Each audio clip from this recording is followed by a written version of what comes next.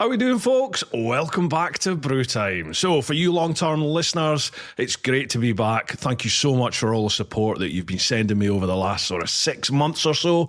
I needed that time. Just things were coming on top. I had to sort of clear the decks a little bit, but I have missed this so much. And I've recorded this first chat with Chris Eades, Baron Von Grumble, and I needed that. I really needed that. It's a cracking conversation. I hope you enjoy. So, for the new listener, what is Bru Time? I describe Bru Time as a relaxed conversation podcast exploring what it really means to live your life through honest conversations with people who choose more. What does that mean? Have a listen and find out. But first, we need to do some sponsor readouts. Now we've got a new sponsor to kick things off, Conqueror's Motorcycle Apparel. If you've been on tour with me, you'll know all about them. So this podcast is powered by Conqueror's Motorcycle Apparel, a biker's clothing shop built by bikers, run by bikers, for people who actually ride. No corporate nonsense, no guessing games, just riders who know their kit inside and out. Walk through the door or jump online and you'll get nothing but 5-star service. The kind where someone actually listens, knows the gear, and won't flog you rubbish just to make a sale. For an independent shop, the range punches well above its weight: helmets, riding gear, casual wear, and the bits you didn't know you needed until a proper biker pointed them out. And if you're shopping online, here's the kicker: use Fisters10. Yes, Fisters10 at checkout for 10% off, because good gear should come with a bit of respect. Conqueror's Motorcycle Apparel, built by bikers, backing bikers. You can check out their website at conquerorsapparel.co.uk, or if you're down near St Leonard's on the south coast of England, pop along to the shop, stick your head in and say hello. As always, a huge shout out to all of you over in the clan, over on Patreon, patreon.com/TeapotOne. I keep saying this, folks, but literally I could not do this without your support. The YouTube millions certainly are avoiding me. So with people like you over in the clan, my tours, this podcast, merch, everything like that, that's what allows me to keep a roof over our heads. And we've built a pretty special little community there in the clan. We do rides throughout the year. We do some live streams. There's meetups. Check it out. Patreon.com/TeapotOne. See if it's your thing. You also get early access to my chicken strips tours, and you get first preference for the questions in this podcast. So thank you very much to all of you that get involved there. As always, if you're enjoying the podcast, tell a mate. Just tell them about it, share it, liking, subscribing, commenting, whether it's on the socials, the YouTube vids, or on the podcast platform, wherever it is that you listen. That really does have such a positive impact now on the algorithms and all these different platforms. That is what they respond to. So if you're enjoying it, please just engage, give us a comment, a like, a share. Let people know about Bru Time. Right, enough of that. Let's crack on with the chat. A little handy thing about these DJI mics is you can just record straight onto it. It's got a little internal memory, just in case you didn't know. Perfect. 32-bit float. Is that right? Is that what they call it? Some kind of floater, I don't really know. Right, mate, do you have you all right just cracking on? Just getting straight into this? Yeah, straight into it. Lovely job. Love it. Beautiful. Right, folks, Chris Eades, the Baron Von Grumble is back in the house. Good evening. Good evening. Good evening. How are we doing? I've got my little log burner. It's a very wintry scene. Looks very, very cosy there. The flowers at the back as well. You shouldn't have. It's very nice of you. Well, yes. Yeah. My girlfriend's recently moved in with me, so now the house is smelling fragrance. Cushions, curtains. There's way less skid marks in the loo. Like we're disinfected. So that's great. Sadly, we all have to grow up eventually, don't we? But, we do. Well, and everyone loves a skid mark, let's be honest. So tonight, so you said bring a tipple. I've reawakened my love for Baileys this Christmas. Oh, so, good night. Yeah, I've probably drunk about 18 pints of this over the last few days, a few weeks over Christmas period, and this is another feature.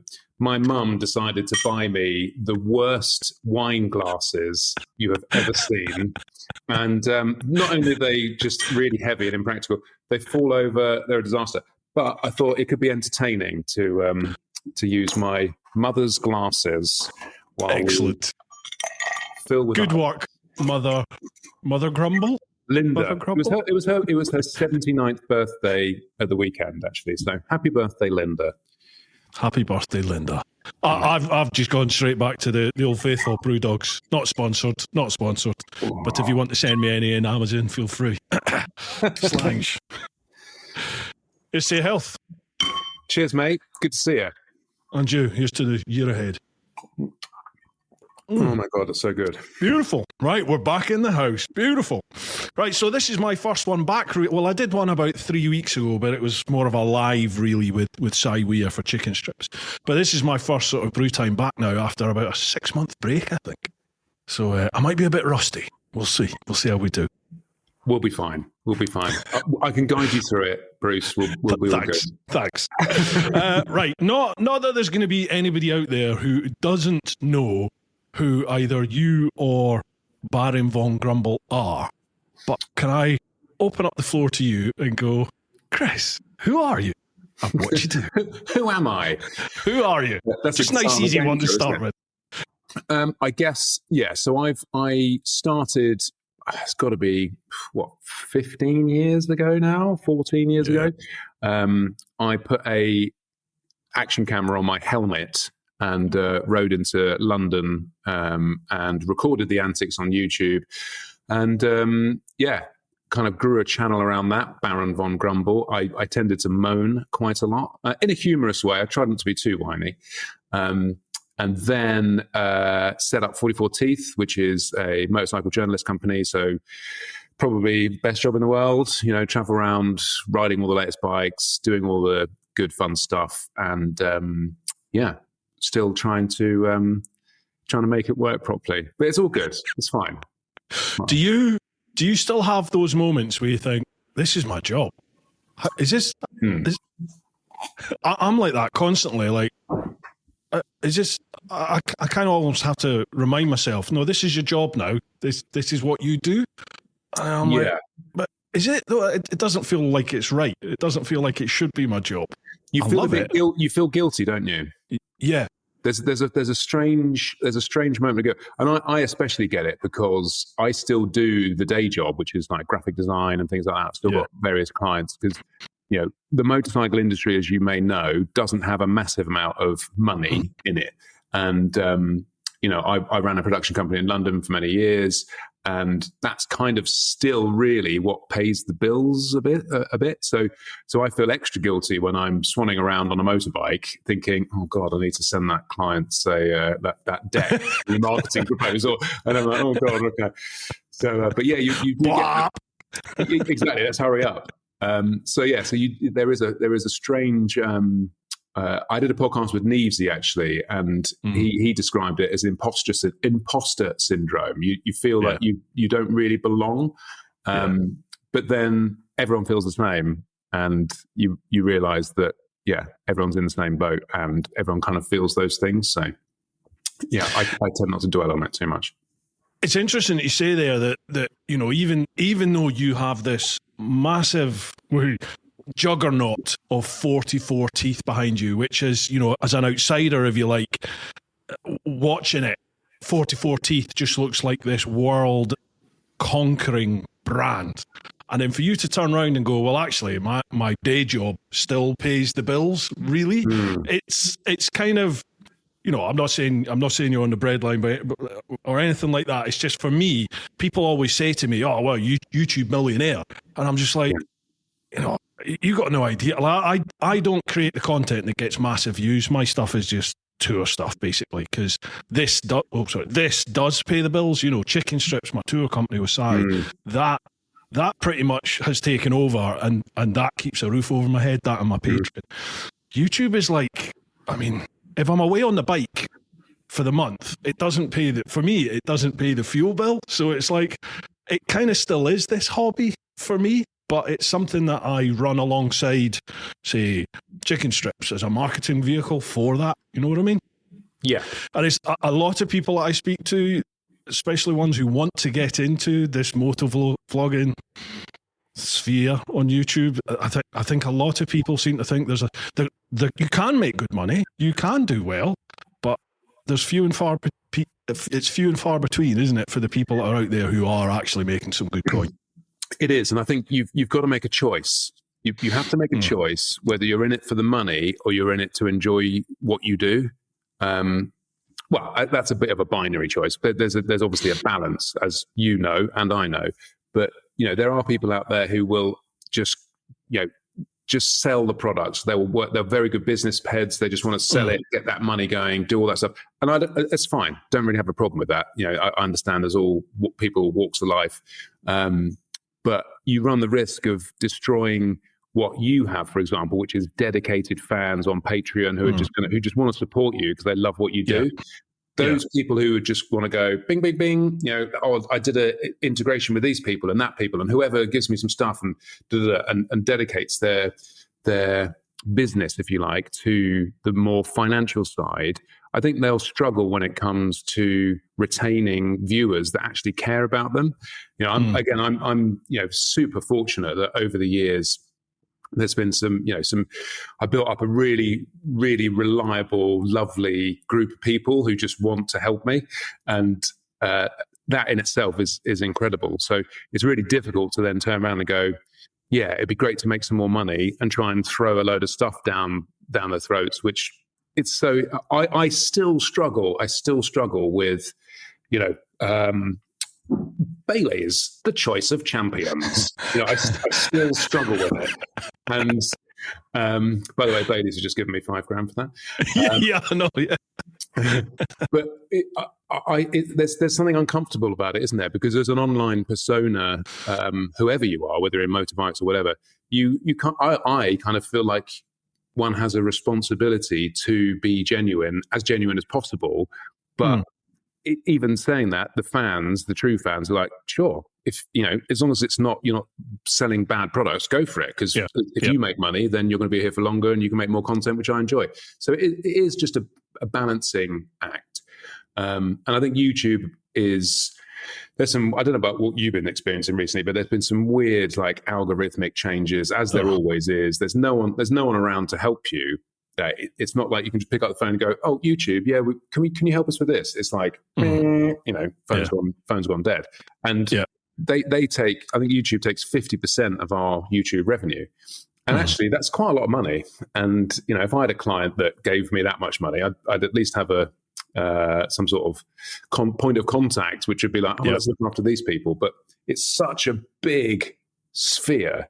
And sadly, what I see with YouTube now, it's just a race to this TikTok doom scrolling, all their shorts and stuff. And it's things that just pop up and you go, what is that? I've got no idea what it is. And the long form content is suffering because it's not really what YouTube want to promote that much. So there's lots of difficult things. I don't know if you've experienced the same.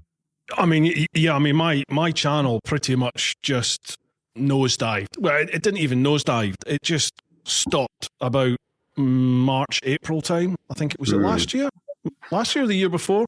I went from like a regular 1,000, 2,000 subs a month, just continual growth that I've had over the last 10, 15 years. Well, not actually, since about 2016. And it just plummeted. And I was getting like 10, 20 subs a month. It was just... And the views just disappeared. And the content didn't change. It was the same content. It just stopped. And I was like, oh, what's going on here? And it's not really recovered, to be honest. It's really hard over certainly the last year, I would say, for sure. You're saying about the long form content. Now, what I'm seeing on some of I don't really watch that much bike content to be honest on YouTube. I like the techie stuff. Do you know iPhone do? Do you follow him? I think he's Hungarian or Turkish. Is it like cheese fondues? No, he's a techie guy. Really like cheese. He's Hungarian or Turkish, but lives over in LA. But he does a lot of tech stuff. People like Peter McKinnon, all those sort of channels. That's the sort of channel, Casey Neistat, that sort of stuff. They're the ones that I like. And is he still going? Casey does the odd one. Yeah, I mean, it's like one a month. He just drops He one a was the month in. enigma, wasn't he? He just suddenly came out of not nowhere. He'd been doing it, but suddenly it exploded and was everywhere. And everyone was like, I want to do that as a job. Yeah. And the just not to put a depressing point on things, but any youngsters out there watching thinking, oh, I can just do that and become that'll be my job. Like the skill, definitely skill, and luck involved in him getting to where he did is, it's a hard thing to achieve. Yeah. And it was YouTube back in 2015, I think he started the everyday vlogging. Yeah, absolutely. There wasn't the market or the competition that there certainly is now. But Casey Neistat, anyone that's not aware, Casey he popularized the vlogging style because he decided that he was going to create a video every single day of his life. No matter what he was doing, he would create one video, and they were between like 6 to 8 minutes long. So they were just like the perfect binge length content, and they were amazing. New York City, he was a cool in New dude. York City, He used to skateboard everywhere and do cool stuff. So he was on like the one wheel and all that sort of stuff, and had drones when they just weren't what they are now. Nobody had drones really back then. Yeah, he was a filmmaker as well. So he had the technical ability to make it all look good as well. Yeah. Yeah, he brought in all these Hollywood techniques and filming styles, and it was just amazing. And he just blew up. He did it for 5 years, didn't he? One a day for 5 years. The guy was getting up at 4 o'clock in the morning, going to bed at 1, 2 in the morning for 5 years. It was incredible. But I love that sort of content. But even now, if you watch, even though he has this massive subscriber base, even look at his views for his stuff. Whereas there used to be millions, now they're in the hundreds of thousands, which is still amazing. But it's weird how it's all changed. And there's nothing we can do about it particularly. It's just a worrying trend. I mean, I think what the only thing you can do as a content creator is just be aware of how looking after your dedicated fan base and trying to give them somewhere else to go, whether that's on like a Vimeo thing. Like we've got a 44teeth.tv where we put our Budgie Buy battles and stuff up as a paid for thing. You can watch it for like, £3 or something. And that really helps. So it's kind of, I think, again, and I'm sure, as you know, as a social media type person, you've got to be on top of all these little areas. There's not one area that goes, bing, this is where it's all at. It's like, I've got to do a bit of that, I've got to do a bit of that, I've got to do that. And over time, it sort of adds up into a livable amount of revenue, I suppose. Yeah. Multiple income streams. Multiple income streams. Yes, hello. Anyway, let's talk about motorbikes. Yeah, definitely.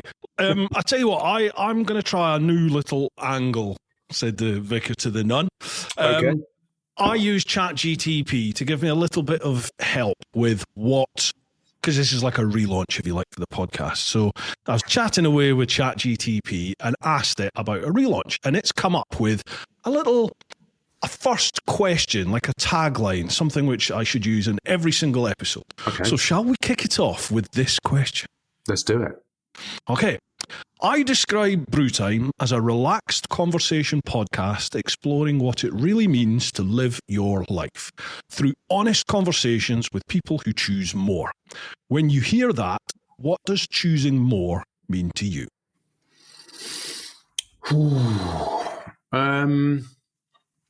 I take it you're asking me, not the audience. This is for you. This is for me. I'm on the podcast. Right. Choosing more. I would say choosing. There's a profound answer knocking around in the back of this brain somewhere. I think choosing more is choosing to be true to yourself, and almost in a strange way, choosing less. Like, I think choose more of what you like, choose more of what you want to do, choose more of where you want to be, and see the person in 5 years' time in front of you. Choose to do more actions that will get you to that person, I think. And whatever that is, it might be some weird, obscure hobby that no one else likes, but choose to do it more because that's what you like and that's what brings you joy. I think I would reply like that. I'm going to jump in with both feet here. I was going to wait for the deep sort of questions as we develop and have more to drink, but that leads me nicely on, really. That video you did about the psychedelic experience that you had with psilocybin, and you talk about this in that video where it's giving you a different mindset and a different thought direction in life as to what you think life's about and what's going to make you happy. And that sounds very much like what you said in that piece, in that, you know, do the things that make you happy, basically. And you've reappraised what I was going to say think, but probably know what makes you happy in life. Is that fair to say? Totally. I mean, let's get into it. My life has changed so much in the last year. And in fact, it was pretty much a year ago today, maybe a year ago tomorrow, something like that I actually did this. It's called PAT, which is called psychedelic assisted therapy. And it's basically a high dose of psilocybin, which is the active ingredient in magic mushrooms. And but it's in a medical type environment with therapists there and all this sort of stuff. In the Netherlands, it's all totally legal. Which here it's not, and it's a crime. Actually, it makes me so sad that it's not allowed. Like even to be fair, there are some London University hospitals doing trials. So hopefully, fingers crossed. But and again, before I go any further, it's not right for everyone. And this isn't me championing this in any way. Like go and do this stuff. It just works for me, and I'm telling you my experience of it. And make sure you do your own research, and there's loads of stuff going on, and you got to figure out. But for me, a high dose of psilocybin, and it basically it kind of killed my old brain. It just turned off. It awakened so much stuff for me. And I mean, if you watch that video, I mean, maybe you can put it as a link somewhere. I will do. Yeah. I go through it in quite a lot of detail, so I won't bore you with it here because I'm sure some people have already heard it. But just the whole process in coming to terms with actually what you really want, and how you get to look back at yourself and go, that's not who I am. That's not how this works. This isn't who I am. This isn't what I want to be. And it was a moment in my life which I'd almost been lost for felt like a decade. And it's the difference now. The difference now in my life, and by the way, I still have shit days. I had a pretty shit day today, actually, but it's a different way of coping with it. And I just go, I'm so much more aware of. I know this sounds really hippie and stuff, but I'm so much more aware of what the universal field, the universe has in store for me, and I'm so much more open to it. And if you're having a shit day, let it be. Like, there's nothing you can do about it. Like, we all try our best as human beings to tackle with a ragey traffic jam or a shitty email or a letter from HMRC. It happens every day. But the way you approach it is, well, this is my task for the day, and I'm going to do the best I can. And it's, opening up my experience of life has changed it so much. And a good example is, I used to wake up in the morning and think, oh my God, who have I got to meet today? What have I got to do? Oh God. Whereas, after that experience, I was waking up going, oh wow, who am I going to meet today? It's a video game. Like, life is a video game. Like, it's a game, and you can play it miserably, or you can see what it's got in store for you. And I think it took away the seriousness of life and the pressure to a point where I just opened up, and it sounds a bit hippie again, but my heart opened up. And since doing it, like, I was pretty miserable, went from serial bad relationship to bad relationship, could never really find a place of peace. And, I met an amazing girl about 6 months ago, and within 3 months, we're like, I think we should move in together. Let's start our lives together. We bought a camper van. We're going to do a load of traveling next year around Europe. And here I am now, 12 months later, because I let the universe happen to me rather than trying to put it in my stupid little box that I didn't really belong in because I thought I was this person. It's called ego death if you're into this sort of stuff. You think you're this person that you build up. Oh, I'm Bruce and I do this and I do that. But you go through an experience like this and you realize actually that you maybe not be that person and you don't have much control over anything. So you've just got to stop swimming upstream sometimes and just go with the flow of it. And since I've done that, my life's just been like immeasurably better. And it's a wonderful experience. Dude, you can see it. It is like a massive weight has been taken off of your shoulders. You just, I mean, we don't know each other overly well. We don't socialize every day or talk every day on the phone. How dare you? Oh, well, I know, but I mean, like literally, we might speak once or twice a year. Yes.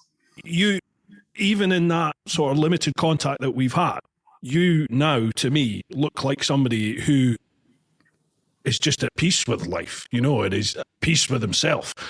Before you kind of, you've always been this positive guy. You've always portrayed this positive image, but you've always been very open about the issues that you were going through, and bad times as well as the good. And I think maybe because of that, it kind of felt when you were really positive and I'm putting on this happy face, it's like, is that just masking what's going on underneath? And obviously it was. Totally. And now, I mean, you just, not only do you seem lighter, you look lighter. You've lost weight. You can see. You look healthy. And again, I mean, I don't know where, they should put that in the advertising brochure because I must have lost 15 kilos, 10 kilos. Jesus. And I think and nothing really has particularly changed. I do advocate, though, a morning walk. I still do it. I was out this morning, pitch black, head torch on, plodding along through the field. But it's my routine, and an hour a day, morning walk. Like even if you're not trying, I never did it to lose weight, but that's my time, and I can process my thoughts there, and I can listen to the birds, and I can watch the sun come up if there is any sun in this country, and I can just sort of process a few things in my life. So a morning walk is very good. But yeah, the weight loss thing, I think it's because I'm not gripping onto life so hard and I'm just more relaxed. My body's it's almost detoxing all of the shit, like all of the stuff that you hold on to. And I just feel like a much freer person. I think I will caveat, I'm not, it's not every day I live in a utopia. That never happens.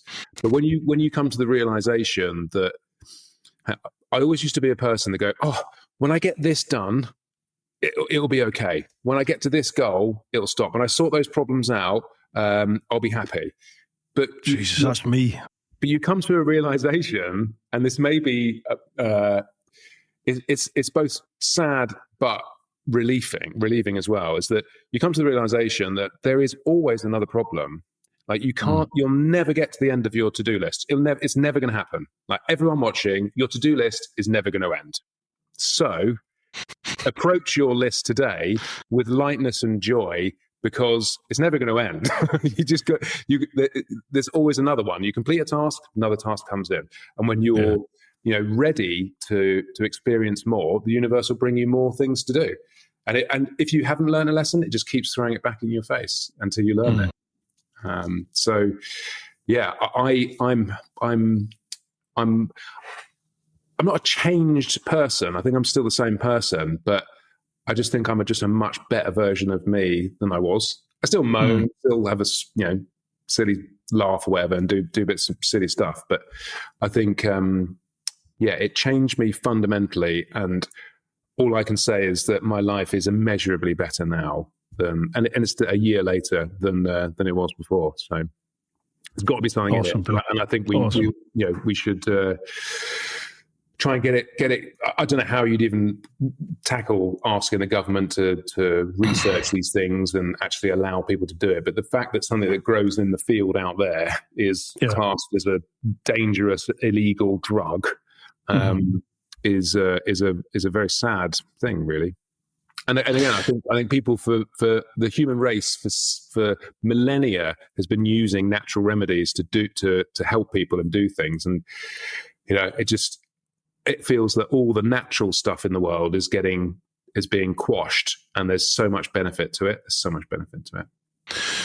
Yeah, and I mean, when you look at a lot of the medicines out there, a lot of the time they're like synthetic versions of the natural remedy anyway, purely because that then allows some company out there to profit from it, rather than just going down a conspiracy theory rabbit hole there, Mr.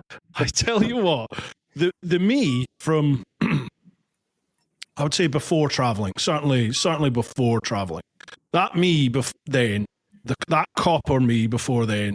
Right is right, wrong is wrong. There's a definite line between the two things. There's reasons there's law out there, and there's reasons the way things are, and just fucking stick to it. And you're wrong if you step outside. That was the way I was. Yeah. Very cut and dried on everything. It was easy. But it was easy to be like that, right? Because there was a set of rules in front of you. Because you couldn't have told yourself then, by the way, there's a massive, a conspiracy going on and it's a load of shit. You'd just been like, shut up. Of course the government wants us to be happy and be healthy. Yeah. Well, I think after COVID, I think we could all agree that that's perhaps not as straightforward.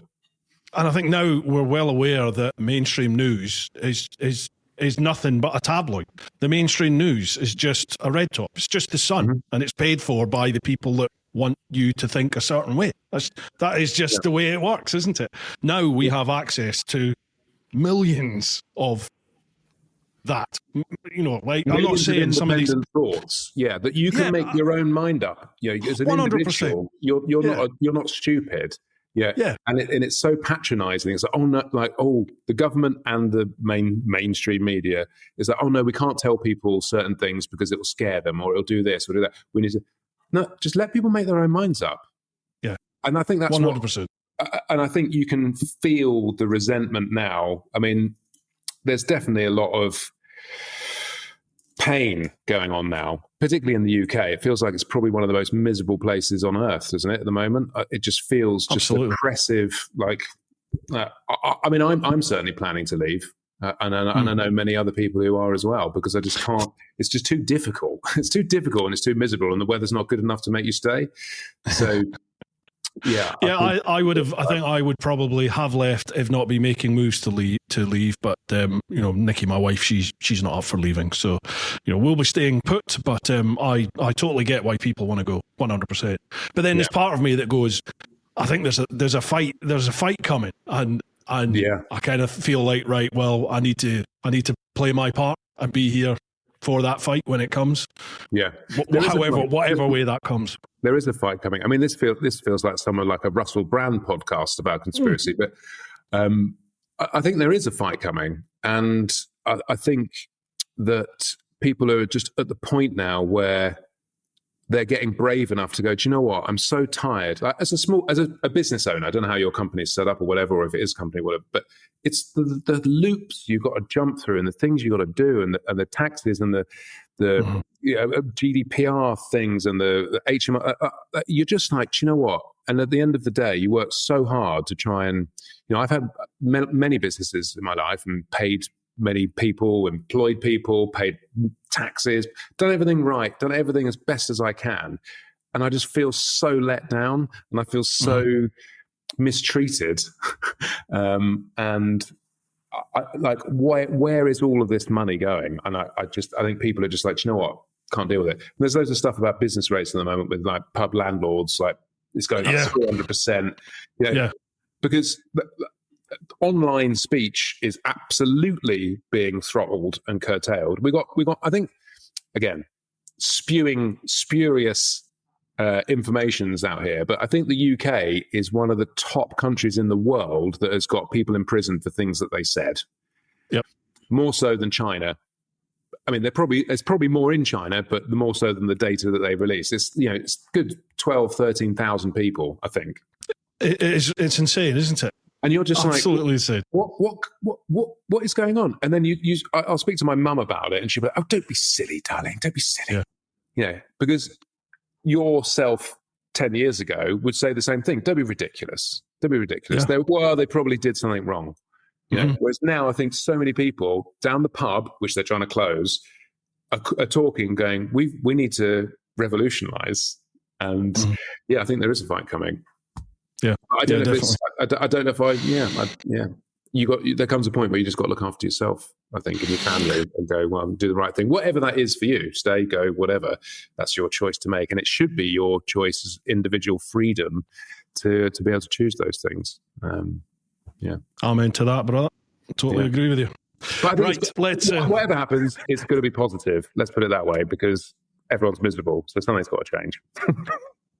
Yeah, I mean, there's just no getting away from it, is there? There's nobody you speak to, whether they're your mates or people down the pub, or like you jump, you do the old jump in a taxi cab and chat. It's probably the worst thing you could probably do is talk to a taxi driver. But do you know what I mean? You talk to random people, strangers about stuff. Everyone's feeling the same way. Yeah, everyone's just feeling like, what is going on in this country at the moment? And that's people from every background, immigrants that have come over and are working here. Everybody feels the same way. It's just like, what is going on in this country? It's insane. That's got to speak volumes. Anyway, that's politics. Let's push that to the side. Yeah, let's not do that. God, I've learned that lesson. Well, I haven't, obviously, because I'm talking about politics. But I think you do need to talk about stuff like this, and we'll just hang on to this for 2 seconds longer. This tightening down on free speech, I think, is a really dangerous thing to do. I think we should have freedom of speech to say anything. You should be allowed to say anything, no matter how repugnant, no matter how despicable, disgusting. People should have that right to say whatever they like, because that is how you find out about people, is by listening to what they're saying, and from that, what they end up doing. Don't listen to them. And there are rules against speech. There are laws against speech already, which have been perfectly adequate for the last X amount of years. Like, exactly, it's fine. It's fine. Yeah, exactly. There seems to be you shouldn't be allowed to incite riot, but again, they'll twist that to a certain extent. Yeah. You shouldn't be preach hate, but again, this is the problem, because what do you define as hate? And they're changing all that now. So it's it's a difficult one, isn't it? It really is a difficult one. Just as you said, you should be allowed to say what you like. If you don't agree with it, don't listen to it. It's fine. Or debate it. It. Debate is the best. Yeah. Not argue, stand there and shout and roar at each other. Debate. But people turn around and shoot you for that. Anyway, let's not do politics. No. Shall we do questions on Patreon? Go on, let's do some questions. Go on. Right, excellent. So obviously, my lot over on the clan. Here we go. First one, Peter Hamzadeh. Great to see you back. Looking forward to this one. I'm sure there will be loads of bike questions. So as someone trying to run a business, business in the biking sphere, doing what I love, I'd be really interested to hear your take. Question. Running your own business is hard, and trying to find different revenue streams difficult. How do you both prioritize what to push next, and how do you allocate time between the various parts of the business? Do you get people to help, or do it yourself? That's the first question.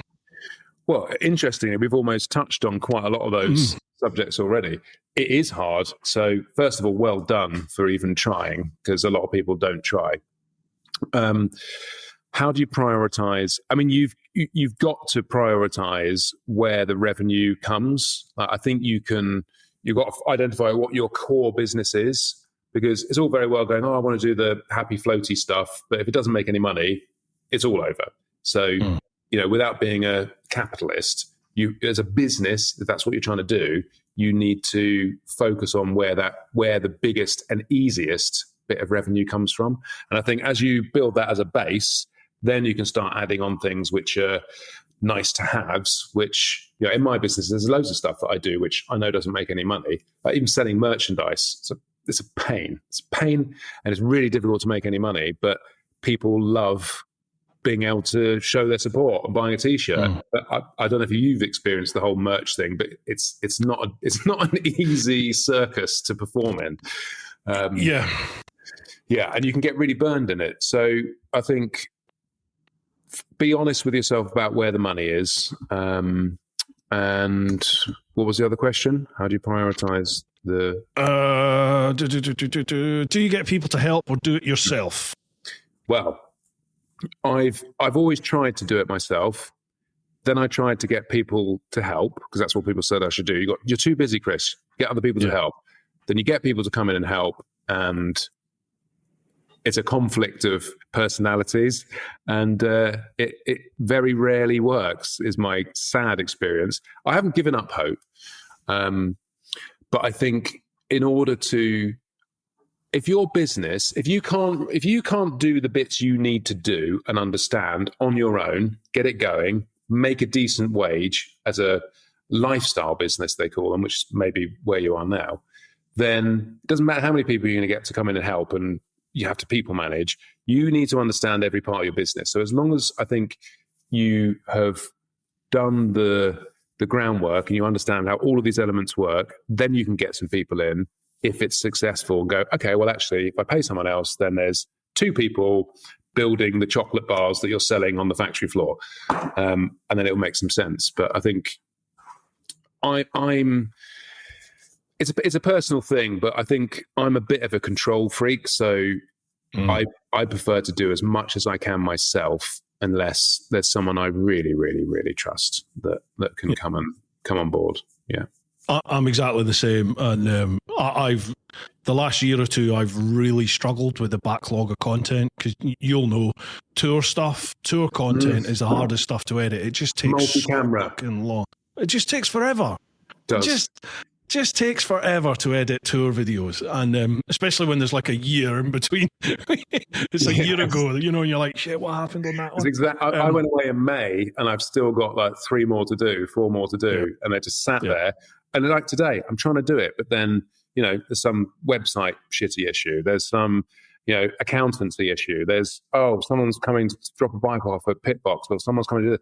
And then before you know it, you're like, oh shit, I haven't done anything. Oh, I'm going on a podcast in a minute. And that's it, day gone. But as I said earlier, that's just what the day is. Embrace it. Yeah. And I've been trying to find an editor. I had my son helping with me, helping with the editing for a while.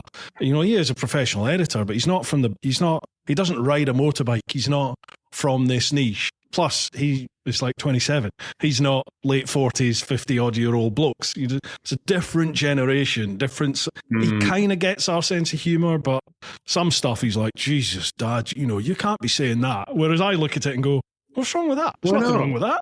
It's just what we talk about. But get cancelled. I'm not sure. But anyway, he didn't want to do it anymore, just because the workload that's involved, and he has a job as well. And then I'm on like the second editor now from my son, and it's hard, because a good editor knows how much work's involved, and they know what the going rate is. And it's good editors aren't cheap, are they? But but the hardest bit is certainly for our 44T stuff, and we've struggled over the years. We've got a good guy in now actually who's really good, and he helps with our filming stuff as well. So if he's shot it, it's a lot easier if they've shot it and edited it. So shout out to Liam, well done. And but we've really struggled, because to communicate the little nuanced stuff that you'll do on an edit that an editor won't even necessarily spot, even a high professional one, because it's your style, it's your painting, right? It's how you've communicated for years. And then sometimes you'll watch something and go, well, it is our video, but it doesn't really feel like us. So then you go, okay, right, what's missing? And then you have to, manage it. I don't think there is an easy answer. I think you make the decision to either just go, suck it up and do everything you can yourself, and just choose not to make so many videos. That's another good choice. And I know that sounds counterintuitive, but if you end up on a tour and you do a video in the morning and in the afternoon every day for 3 or 4 weeks, you're going to have a monster willpower to wake up and start going through that process, because you will have terabytes of data that all needs syncing. Oh, sync clap, one of the cameras didn't work, one of the sound things is broken, and then you just go, I'm just going to go and have a pint. You've done this before, mate, haven't you? You've done this before. I've done this before, yeah. Oh, man. One interesting thing on that topic, actually, which plumps into the other one, just on I used to get, when I would film, and you do something, whatever, you say some cool things, oh, it's a brilliant video, and then you check the camera and it would be bust for whatever reason, microphone didn't work, blah, blah, blah, and I'd be like, oh my God. Now, in my new brain, I just go, well, the world wasn't ready to hear whatever I had to say. Yeah. Wasn't meant to be. Wasn't meant to be. And you just got to be able to let it go and go, okay, wasn't meant to be. Next one. Yeah. I mean, I might still get a bit ragey, but yeah.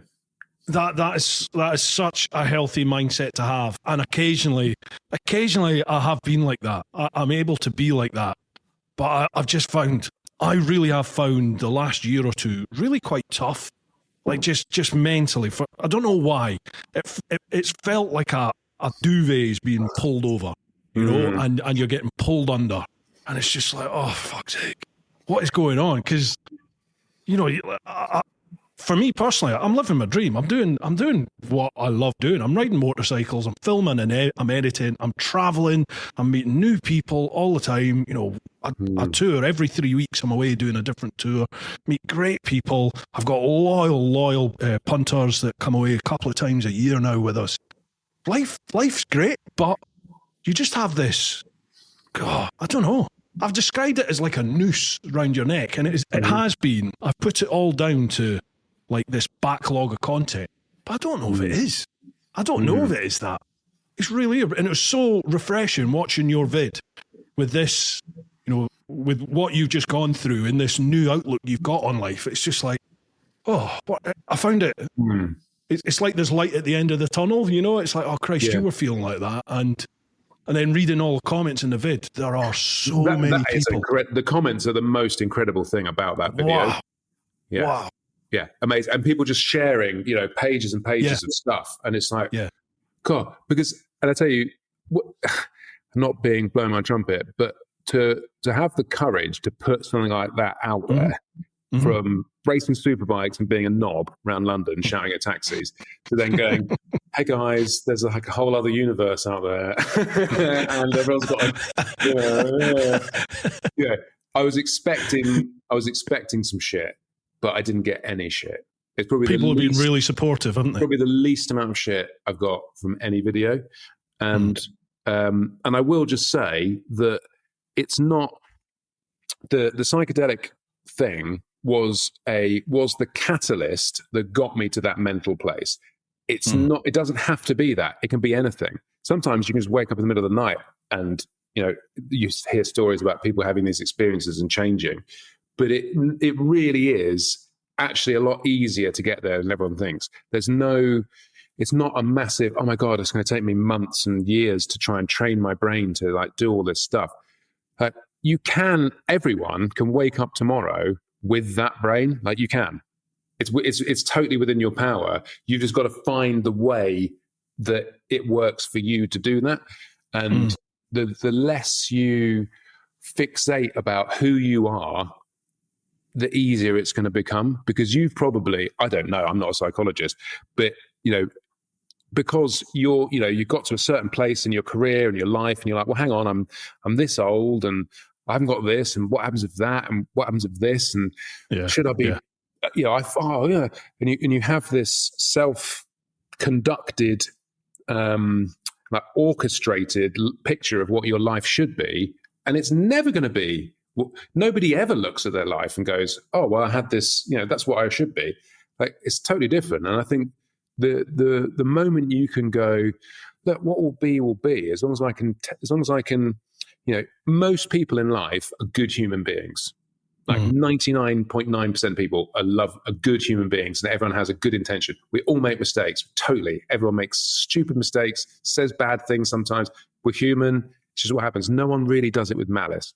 So that's all you really need to focus on. I'm doing the best I can, and whatever comes into my world today is what I'll need to deal with.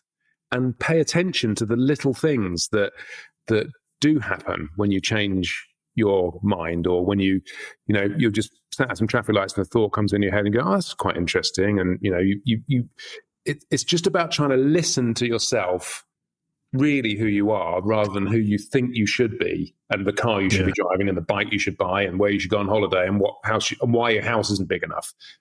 It's all a load of shit. because you never take anything away from this life. You will die. You came to this life with nothing, and you're going to die with nothing. And in one generation's time, no one's going to even remember your name. Yeah. So you're here for a limited time, and try to enjoy it, because you're not going to, you've got nothing to lose, basically. Love it. I love that attitude. It's great. Right, Pete's got a couple other questions. We'll try and batter through them as quick as we can and move on, because there are a shitload for us to get through. Okay, go on, let's smash them. Question 2 from Pete. Does it ever get overwhelming, and how do you cope? I must admit to just completely shutting down, ignoring everything for a couple of days, and then coming back and hitting it hard to get back up to speed. That's me. That is me in a nutshell, Pete. That is me. 100%. Yeah. But that's okay. Again, we're not designed to be contactable 24/7. And, it's not how human nature, it's just that the society we've been forced to live in makes us feel that we need to do those things in order to be successful in that society. But, I think bring back the non-contactable days and take the time on your own. Because I think people need time on their own. You can't just be sat there. You find one young person that can sit in a restaurant or a bus stop for 10 minutes and not pull out their phone. Like, just be in your own, experience your own thoughts. Because let's face it, it's not even good content now. It's just like cats jumping on picnic tables and having a poo. Whatever. The death scroll thing on Instagram's my crack. I don't really use Facebook that much anymore. No. They're one and the same, aren't they? But Instagram, it's just this death scroll. You look up and at nighttime, 3 hours have gone by, and I'm like, what the fuck? What have really I done bad for 3 hours? Just looked at gym chicks and stupid stuff. What's the point of that? Yeah, nothing. And it never makes you feel better after you've done it. No, it's always worse. It's crazy, isn't it? Yeah. This is our sphere. That's our world. We are fully evolved adults that have lived a lot of life. You've seen some shit in your life. We've gone through a lot. Imagine being a 15-year-old kid and trying to have the willpower to not pick up your phone. Yeah, not knowing life outside of that. Before all that shit, it's really that terrifies me. Actually, Australia, they just introduced no social media before under 16. 100% behind that. Should be 18 in my opinion. I think it should be 18, and it's such a waste of life. I know we're on social media, people are watching this on social media, but it's such a waste of everyone's life to sit there and just watch content which makes you go doesn't impart any value. No. But then I do follow some interesting people that some things come up and I'm like, oh, that's really interesting actually. Me too. Yeah, true. But that's because I follow those people if their stuff comes up. But the algorithm, you open it and it's just, wheelie's gone wrong or whatever, stupid shit. Someone get hit by a wave. And it's captivating because it's like, I could just sit there and just, the cinema is playing for me and I can get my little dopamine hit, but it's not doing anyone any favors, let's face it. Right. Okay. Right. Pete, that's Pete at Super Shield Auto, my mate Pete that does all the ceramic-y stuff. Pete, there is one more question from Pete, but we're going to crack on, mate. We're going to crack on and get through the other ones. Thank you very much for your questions. Pete, give us a shout. We need to go for a beer. Patrick Hennessy, Happy New Year to you both. Great to have Bru Time back. Thanks very much, Patrick. Happy New Year to you and your family too. My question to you both is: when the present cold snap we're experiencing in the UK, what are the worst weather conditions you've both ridden through, and where was this? I mean, you've probably got more than me. Two events spring to mind. The first one was the day I left for the first tour I'd ever done on my own. Well, the first tour I'd ever done because I didn't have many bike mates. Was on my GSXR, and I'd booked it in, I think it was the 31st of March, and I was like, I'll be fine by then. And I woke up in the morning and there was snow everywhere. I was like, well, I've got 2 weeks off. If I slip off and hurt myself, I've got a couple of weeks to recover. I'm gonna go for it. And I got to the tunnel. It was fine, but it did take a long time. That's on video as well. So that was the first Tour de Baron video. And then the second worst one was in the Permission to Talk tour I did about 2 years ago through Romania. And suddenly this rain, it was like I've never seen it, a monsoon appeared out of nowhere. But I was also only had 6 kilometers left on my GS fuel light. Jeez. And I was on a motorway, and it was just, suddenly everything just filled with water, and you couldn't get off the motorway. So those were Romania in the rain, running out of fuel, and the Tour de Baron departure was probably the worst. I've got like 3 that jump to mind. The 2 extremes of heat. So hottest was, I think it was 53 Christmas Day in Australia. Was it Mount Ida? I think it was the place in Australia, Northern Australia. It was 53 degrees. That was just, I mean, it literally is like being in an oven. There's no worse, respite. Actually, I didn't even think about heat. I just instantly went to cold. So fair play. There's just no getting away from it. You can't. It's not even like you can flip your visor up and get cool air, because the air that hits your eyes is fucking hot, and it almost burns your eyeballs. So you have to bring the visor down, and then you're just cooking in your lid. So that was nice. That was a nice way to spend Christmas Day. The coldest was crazy, Canada, in April, but it was minus 38. And it shouldn't have been that temperature. There was just this really big cold snap that hit the whole of like Canada and North America. And I'm in my I was in my leathers. I think I had a fleece to put over the top, and it was just ridiculous. You could ride for 10 minutes, and you were crawling along because of ice. You'd stop, and I would literally put my bare hands on the exhaust just to try and get some feeling back in them, and then smell them as they cooked. That was good. And then we did a tour about 3 years ago with chicken strips, the first one of the year, and we went to the Ardennes, but we went in March, should have gone in April, and we got hit with snow one day. Literally, we turned up at the Nürburgring for like lunch at the afternoon, the calf at the halfway point in Nürburgring. Beautiful days, like 10, 11 degrees, blue skies. Started riding back, and we were going to Spa. We were in Spa that night in a hotel. About 3 o'clock, I've got it on camera. There's just like this black line on the horizon.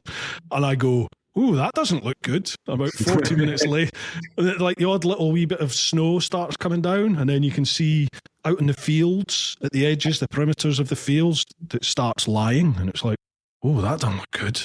40 minutes later, it's like dinner plate sized snowflakes just landing, and you've just got snow everywhere. Complete whiteout. Everyone starts dumping their bikes, crashing all over the place. We had to abandon the bikes in the end, about 17k from the hotel. Found a pharmacy in this little wee crossroads town, went in there, and again, the universe. You reach out, the universe is there for you. We went in, there's a lady behind the counter.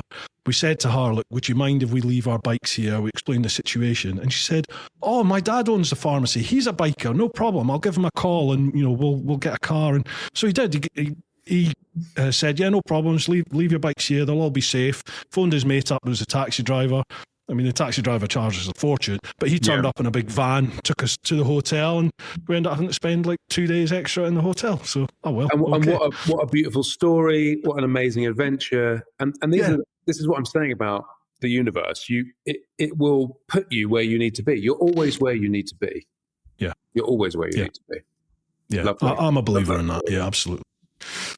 Right, cheers, Patrick. Thank you for that one. Johnny Hackinson, how you doing, Johnny?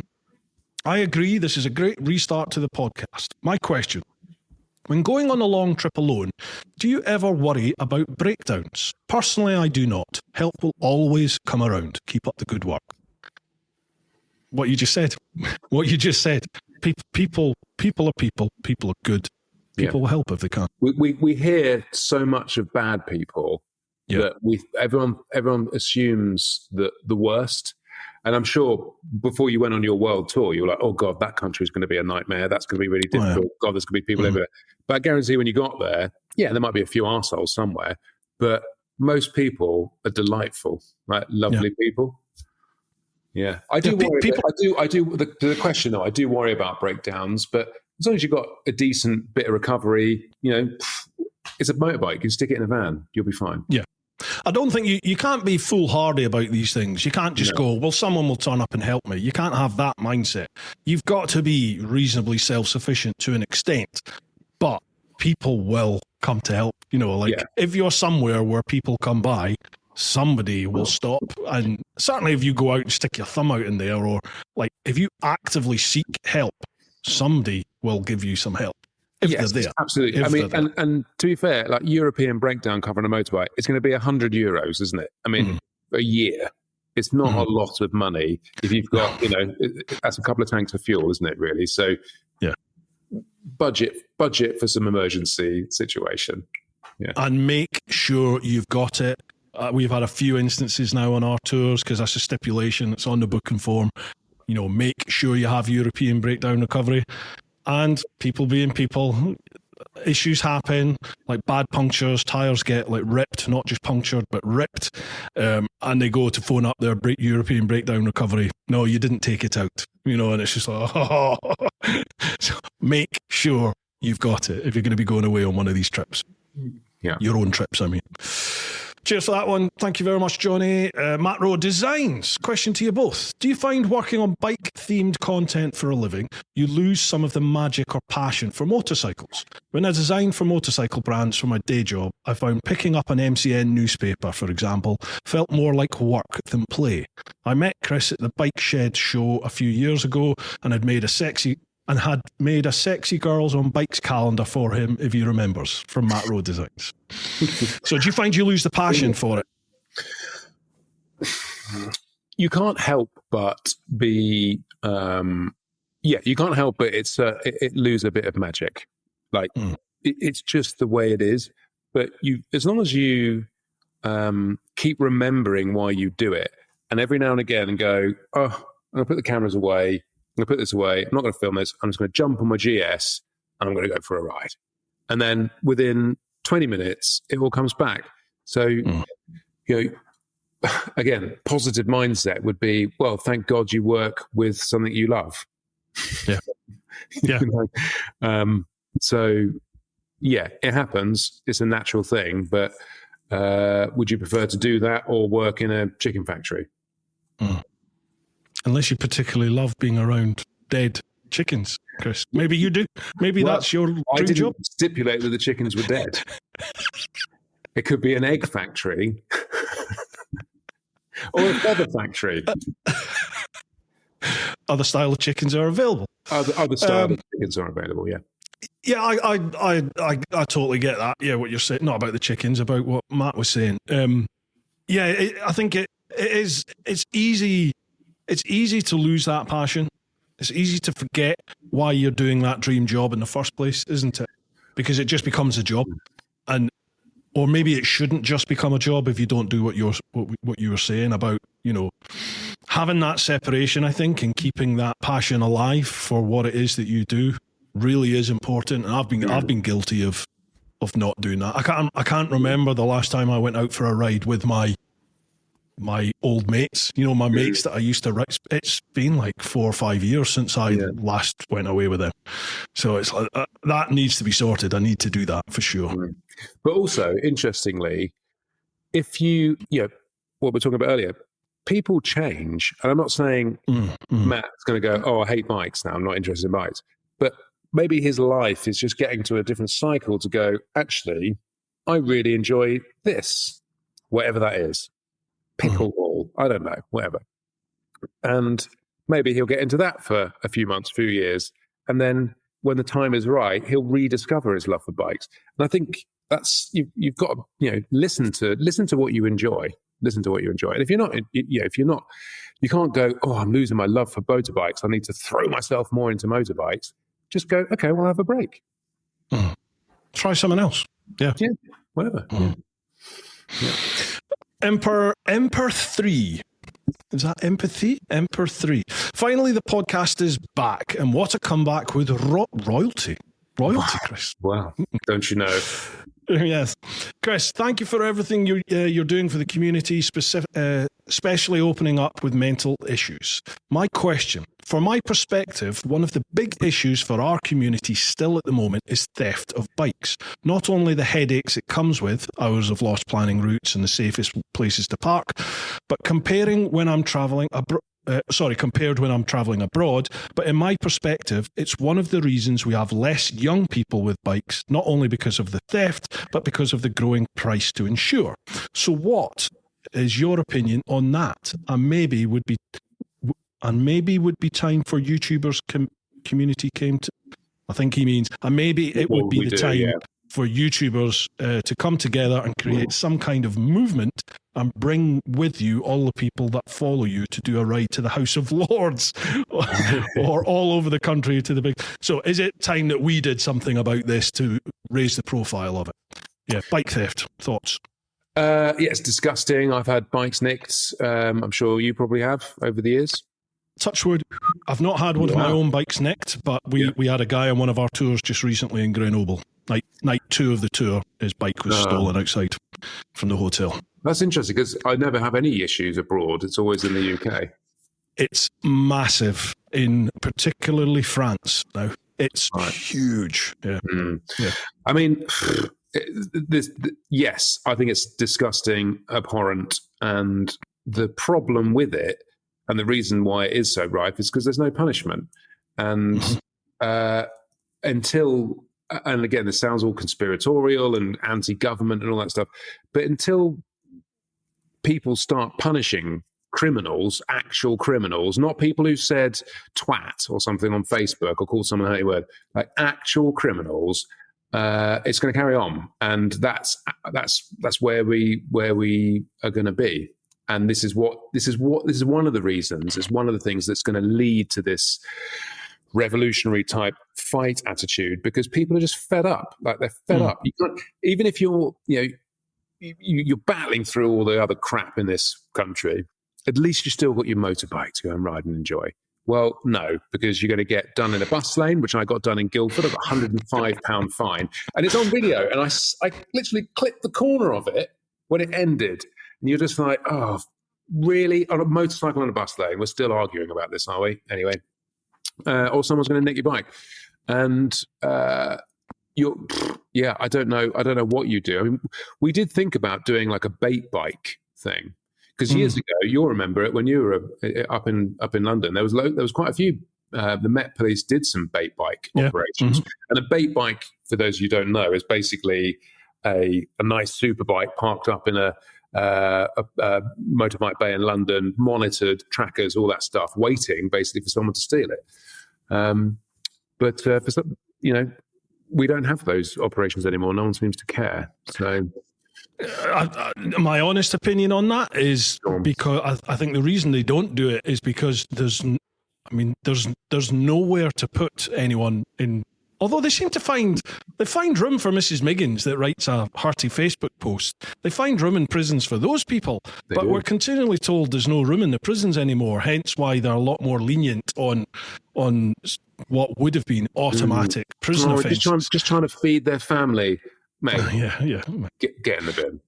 That was my world. I dealt with those people for near on 20 years, and it is just a way of life. There's no desperation there. These people have nicer TVs, nicer clothes, nicer watches, nicer phones, nicer cars than most of us do, who are knocking our pan in. And it really was incredibly frustrating and discouraging to see that side of life, and it's just it's a societal thing, I think, and I think tolerance is a fantastic thing, but I think we have definitely become too tolerant now. In that, well, I don't think the people have become too tolerant. I think the people are enraged. I think the people we don't do anything about it. More enraged. But being British, we just for some reason sit here and take it and go, oh well, But people stand by and film on their phones when someone's, grinding a lock off of a motorcycle or push bike now, rather than getting involved. And I appreciate why they don't get involved. In there with a crowbar and smack someone over the head, you get in trouble, and you're just like, I think. But again, we've tolerated all of this. We've tolerated all of this over the years. We are now at that point whereby this is going to boil over. People are at their wits' end, not wits' end. Their patience is gone, and people are at that point where they're going, okay, I'm just going to fight now, and I think that's dangerous. That's dangerous because I think the reasonable side of people's brains and the tolerance, the patience, the compassion, all of the good things which we're capable of as a person. When you get into that fight-flight situation, especially in a mob mentality, when there's loads of people there getting involved, that goes out the window. You just end up with people acting on sheer emotion, and that is when things get very, very dangerous. And I fear this because you can feel that temperature rising rapidly at the moment. And it's going to hit a point, I think, unless things aren't done en masse to prevent this. But they're not going to be done en masse. They're not going to be. I think it will get there because I can't see anything being done. What's going to be done? I fear that you're right, to be honest. I think it's going to get to that point of mass civil disobedience and direct action, unfortunately. It's just trying to get rid of the fear that the government or whoever, the authorities, are instilling in you. Oh no, don't say this, watch out, we're going to punish you. And that's why all these people are getting sent to prison, because they want to send a message. It's ridiculous. It's absolutely ridiculous. But if everyone went, no, we're not having this. And if everyone said, no, we're not paying our tax bill, we're not paying our council tax bill, we're not paying but the council tax bills, all of that stuff, you can't drive 2 meters outside my house without hitting a pothole the size of the moon. And you just think, yeah, cool, okay, well, that's great, And the rage that people have, and they just want to get to work. They just want to get to work and not get snapped by a camera or this or that. And it's going to, I think we're there. I think we are there. But it involves trying to get people together, because as a group of people, don't forget, government's powers of authority only exist because the people requested to put them there. If you 100%, you took society 100%. As a village with 500 people in, and it was like the villagers were like, oh, it's a bit messy down there, or oh, that's a bit dangerous, or they go, oh, let's appoint someone in the village to just deal with cleaning up the shit. That, in essence, is the government. And unfortunately, it's gone from that guy that the people tell to go and clean up the shit to an overbearing vampire on everyday lives. And I may sound like a bit of a twat in this podcast, but it infuriates me, and I find it such a drain on good people's daily lives. It's gross. It's gross. And it's like, don't worry. Okay. And then you go, okay, well, I'll just go and buy something to make yourself feel better. Go on Amazon. Go and buy something. And you're just like, jeez, that is it. That is it. It's easy. It does sort of kind of help. I can see that, the devil's there going, oh, just buy that thing. Go on. Treat yourself. Don't worry about what are you going to do about it? Just enjoy yourself. So, that escalated. But I mean, it's true. I don't think people are going to think you're a twat in the slightest. I think there are millions of people not listening to this podcast, sadly, but there are millions of people out there who think exactly what you just said. Yeah, they're thinking that. I hope so. I hope so, and I hope they all come together in some way, which isn't banned or a prisonable offence to communicate. And just go, this is not good enough. Even when there's massive protests, news, the government, ignore it and just go, oh, there's 300 people there. I know. That really riled me up. Was there 300 people You're like, hang on, I'm watching it on the screen. That's not 300,000 people. Anyway. Crazy. Right, next Go on, question. Tommy. Go on. Emperor 3, he's got another one there, a bonus one. He says, Bruce is always saying the best roads are in Spain, but for you, Chris, what do you prefer, Spain or Portugal? I've not done a lot in Portugal. I do hear that, what's the mountain range at the top of Portugal called? Can't remember, but I've been there. Yeah. And the middle's good. Yeah, that's good.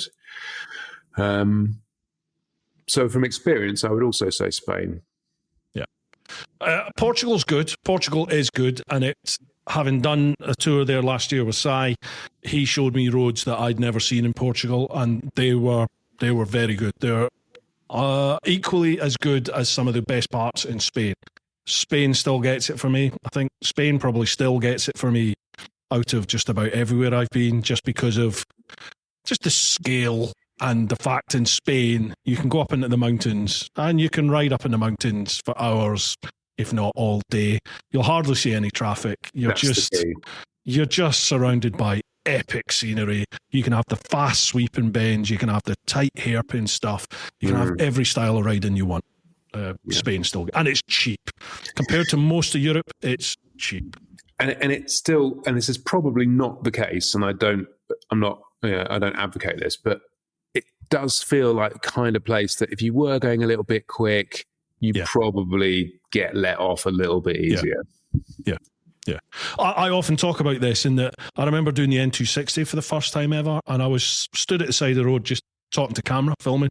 2 coppers came by on motorbikes, and I caught up with them once I got back on the bike, and I was just sat behind them as we're riding through we're heading like west along the N260, and they waved me alongside him, so I pulled up alongside, and he was just like gesturing, go for it, and he gave me a big thumbs up, and the pair, well, it's just one actually, he just goes whap up onto the back wheel and fucks off on the back wheel, and it was like, all right, this is how it is here then, right, okay, let's have some fun. Yeah. Whereas in England, for the international viewers, if you hiked a wheelie, you get an instant ban, and possible jail time. That's just the ridiculous thing. Yeah. That annoys me. I know why they do it, but for a biker, if someone is endangered, it's going to be you, right? As long as they're in control, and most people, when you see them doing, well, that's a sweeping generalization. Wheelies can either be total fluke, you do one and you're completely out of control, or you have supreme control of that bike. Those ones that have the supreme control, it's like, that is amazing. They've got way better control than anyone I know. It's just fantastic. And this is it. And I mean, I know it would be impossible to police and work out, but let's say Toprak Razgatioglu, right?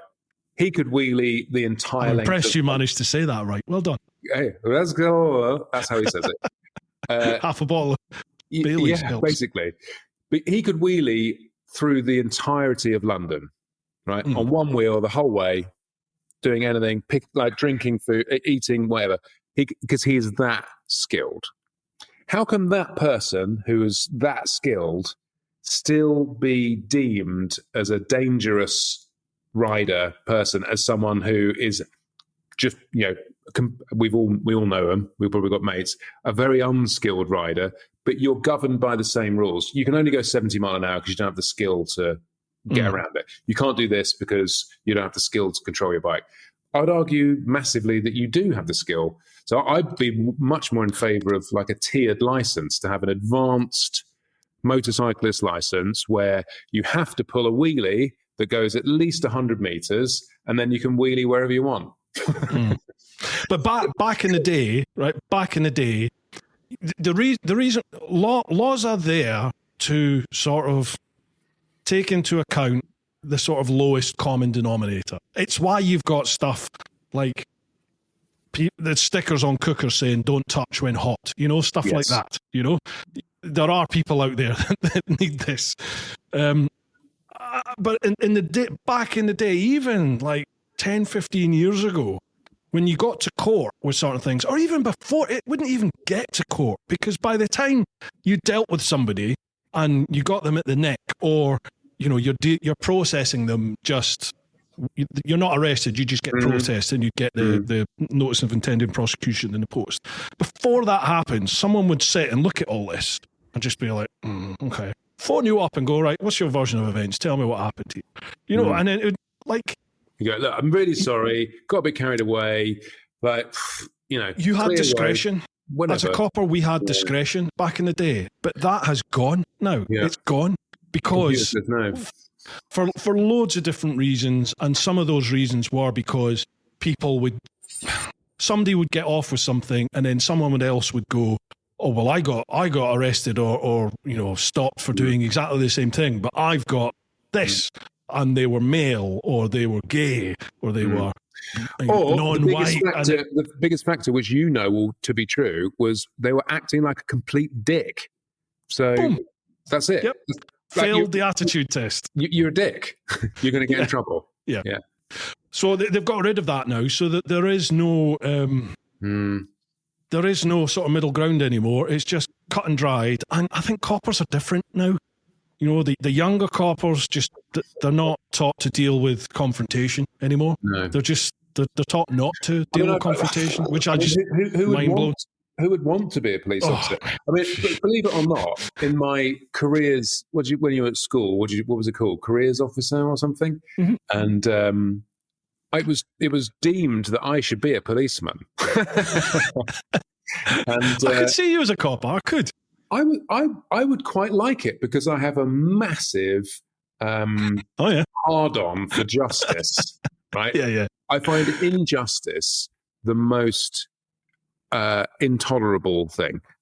Injustice winds me up, not on my behalf, on anyone's behalf. Like if I see an injustice, I find it really difficult to let go of it.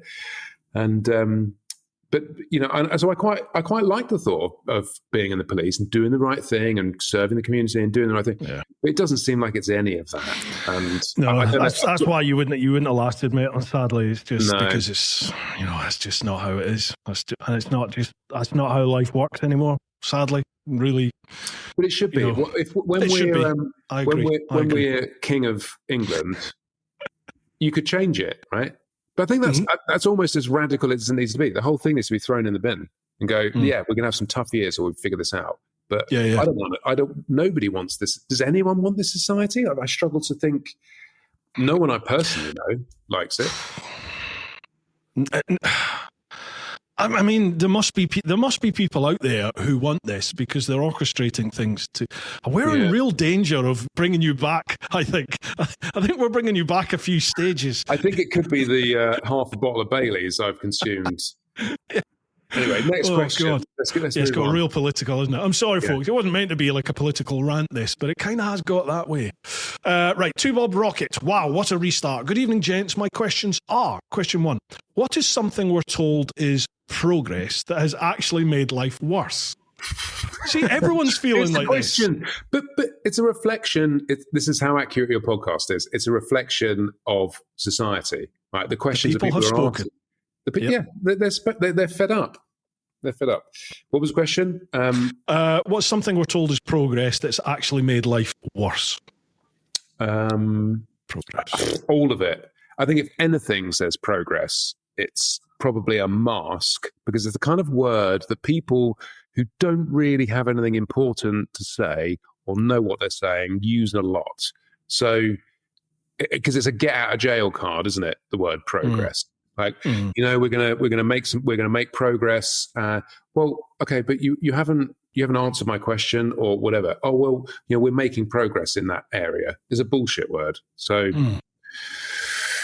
yeah, I mean, the word progress always reminds me of an iPhone ad when I was in London and went to the iPhone store, whatever it's called, Apple store, and there's just this great big banner that just said, progress is progress.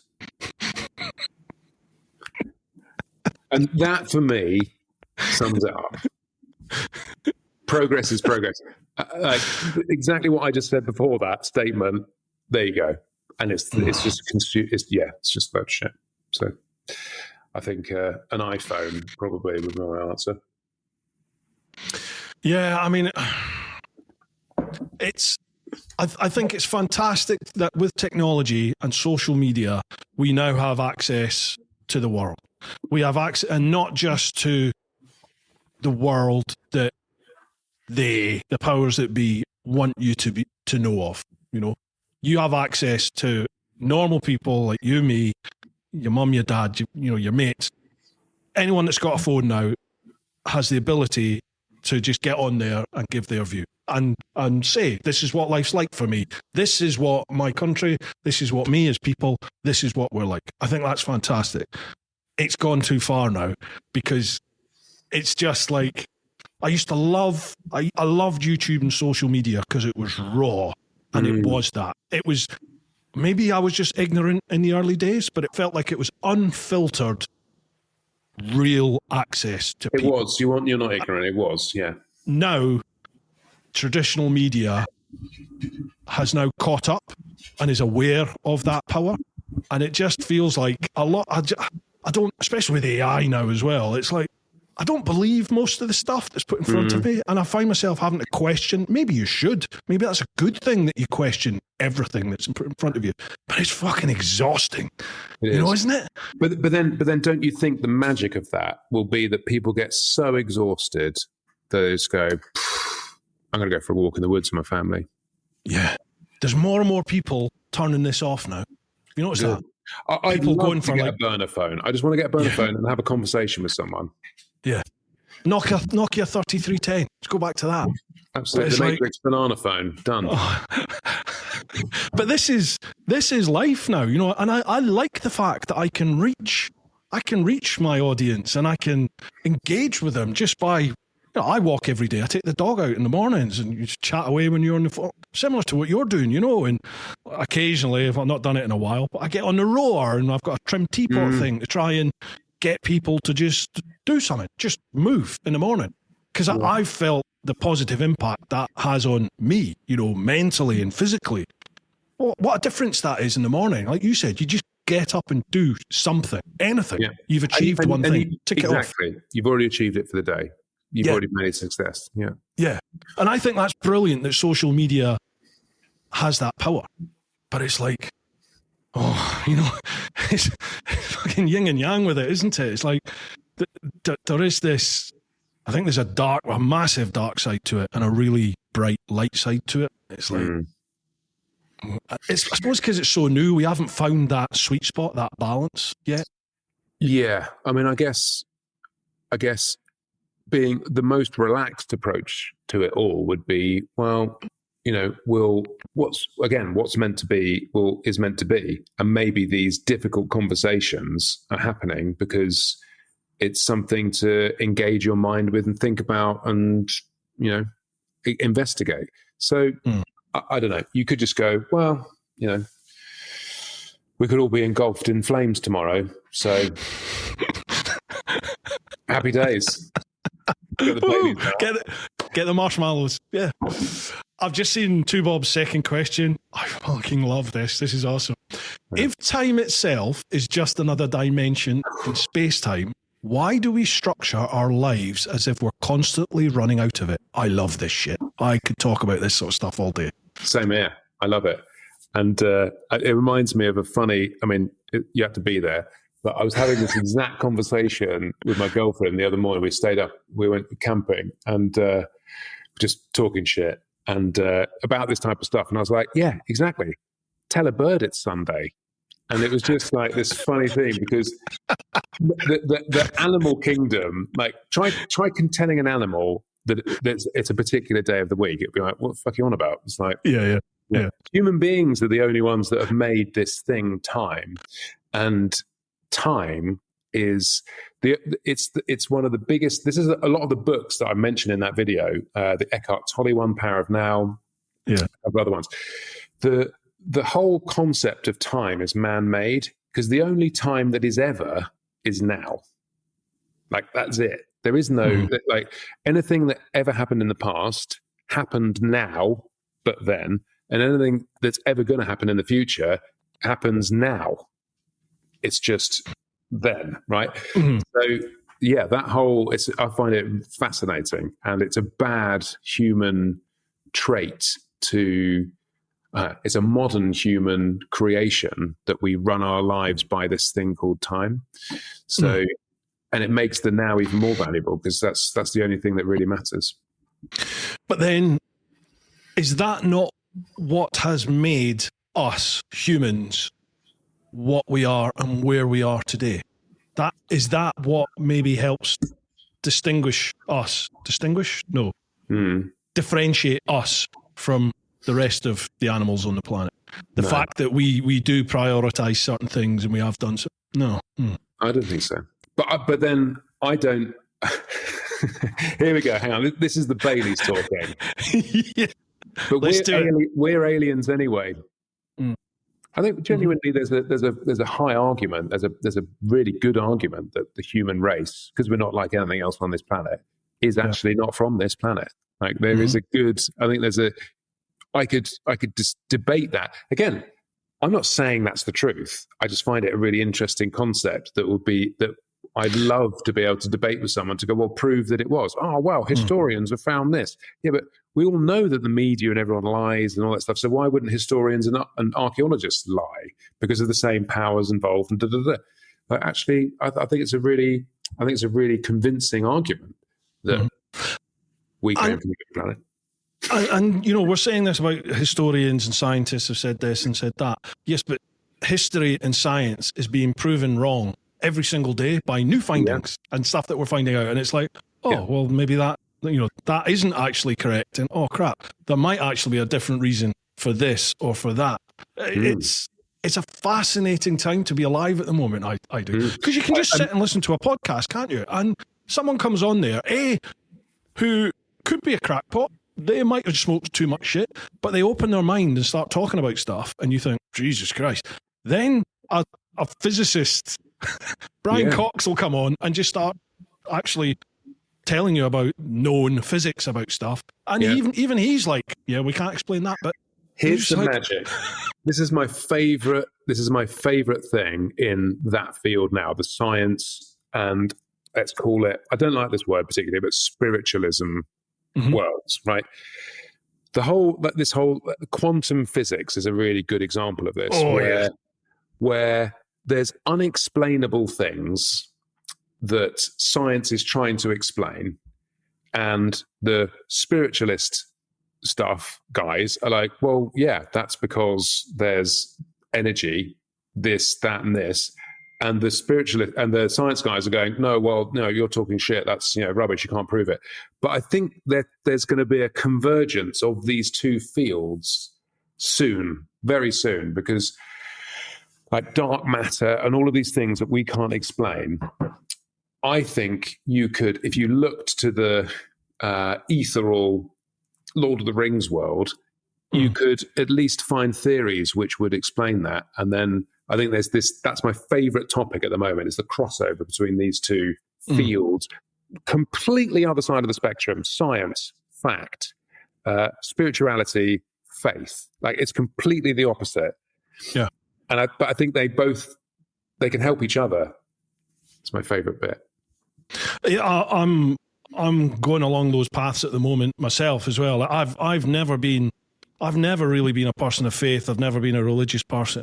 But as I've got older, I've definitely started questioning a lot more things.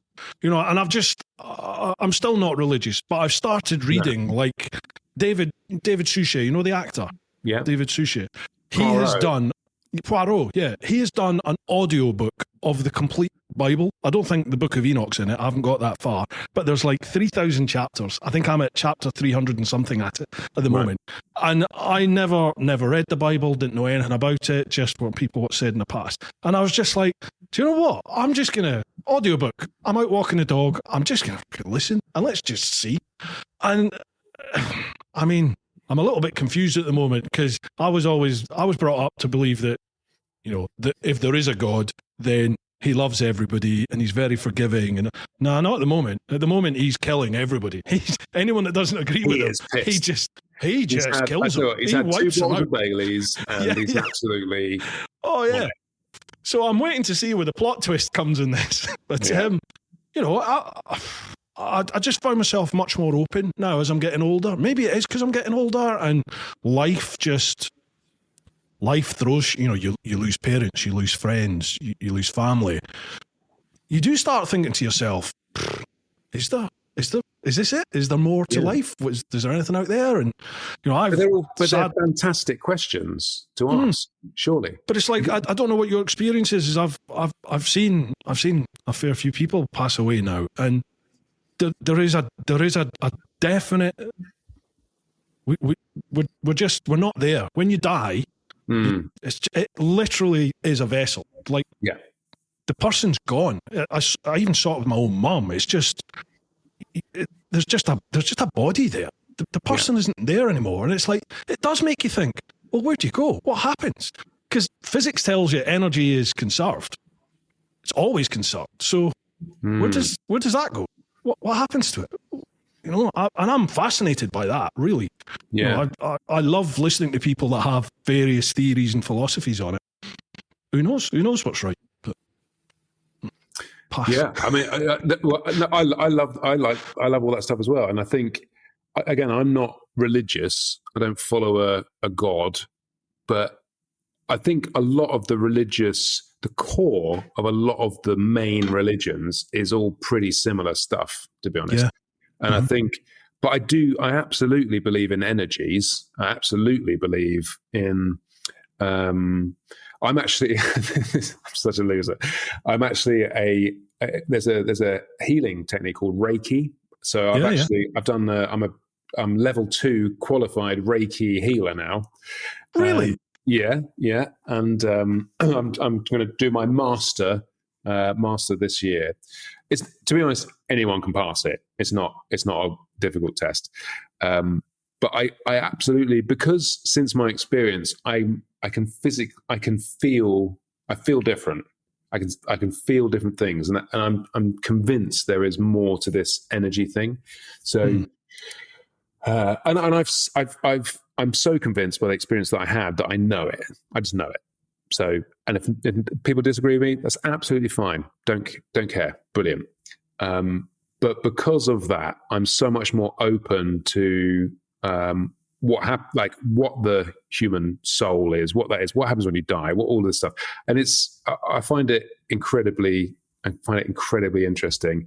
And I don't, as much, and again, an atheist or whatever you want to call them, agnostic, I think it is, they can, I haven't got, and this is the beautiful thing, I don't have a problem. I'd love to debate all these people and have a nice dinner and talk about these things and go, well, what about this? How about this? And not get angry and discuss these ideas, because it's an interesting human experience to do that. But yeah, I totally believe in reincarnation. Fact. In my perspective, it is.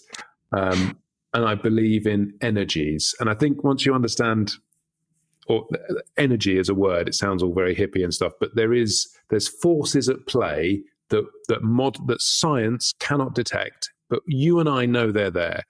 We've all been into a room where someone's just had an argument, or something great's happened, something bad's happened, and you can feel it. You don't know what it is, but you can feel these things. Spidey sense, yeah. Spidey sense. Oh, do you know what? I'm not going to go down that road today because I just don't want to. I'm not going to drive down there, whatever. And then later you find out a reason why you didn't. Like, those things, they're not measurable by a Geiger counter or some sort of scientific device. They operate on a different plane. So, yeah, I'm all in on energy.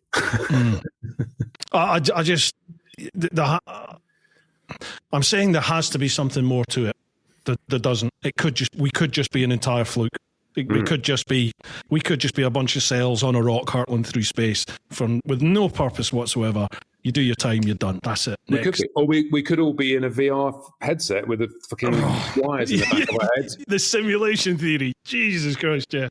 That just blows my mind. But I find it quite comforting to think that there's maybe more. Yeah. And will we ever find out?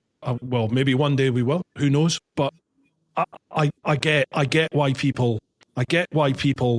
follow a religion, because I think it can be very comforting to people, particularly in times of despair, times of bereavement, low times, high times. I do get that. I absolutely get that. Yeah. I think religion, and this isn't meant to be inflammatory or derogatory, but I think religion is the mainstream media of spirituality. So it's got all the key. There's so much power struggle, and again, human beings have corrupted religions for their own benefits. But the mainstream media, it still gives you some news, right? It's still there, but it may not be all the news or the true news or exactly what happened or whatever. Like the Bible, I'm sure many things in the Bible were documented acts that actually happened, but I'm sure over the years of translations, it's got twisted, it's got changed, it's got manipulated. So I think it's not a bad thing, because it does open people's mind. But I think, I don't think you need a religion as such to be a person that can believe in life after death, reincarnation, all that sort of stuff. I think, I like to think of myself as taking little bits of Buddhism and a little bits of, whatever, Jesus and blah, blah, blah. I'm with you on that. Okay, I understand that, because that's what talks to me. And then I just go, well, that's what I want to do. No one else has to have anything to do with it. Like, that's me. No, I totally get you on that. I totally agree. Yeah. Right. Wow. Sheesh. This is. I'm enjoying this. I'm loving this. I've missed this. I genuinely. I think that's maybe the reason why it's felt like things were coming on top, because I stopped doing the podcast, and the podcast it's this kind of conversation. You have this opportunity just to vent stuff and talk. It almost is like counselling. I genuinely feel like this is like great therapy, because you just chat about shit, don't you? Well, I hate to tell you, I do charge £300 an hour, and we're on an hour and a half. So, oh Jesus! By the way, do you have a time constraint? No, we're all right. No. So you want to be mostly 7.5 hours? Yeah. No, there's a cat that's going to be wandering around in a minute trying to eat some food. That'll be fine. No dramas. Right, next one. Thanks for that too, Bob. Next one, Mike Whiting. As a supporter of TeapotOne and 44 Teeth, thank you both for your hard work and entertainment. My pleasure. Question 1. If you could pick 2 bikes from the 2025 bike show, what would you pick? KTM 990 RCR, and probably the Norton V4 Jobby. Oh, okay. Do tell. I haven't seen either in the flesh. I didn't do any of the bike shows or events last year. Yeah, I know Moby's from MCN. He's fallen in love with that RCR. I mean, they only had one on the show, on the stand, but it looks amazing. And look, I'm happy. First of all, I know there's a lot of hate for KTM because of the issues they've been having, and they've let some customers down. I get that, totally get that. But we all need that. Most likely, so small and fragile. We need every manufacturer to be doing well, and I'm really on their side to get a product out there, not go bust, and it looks like an awesome product. I've not ridden it yet. Al's ridden it.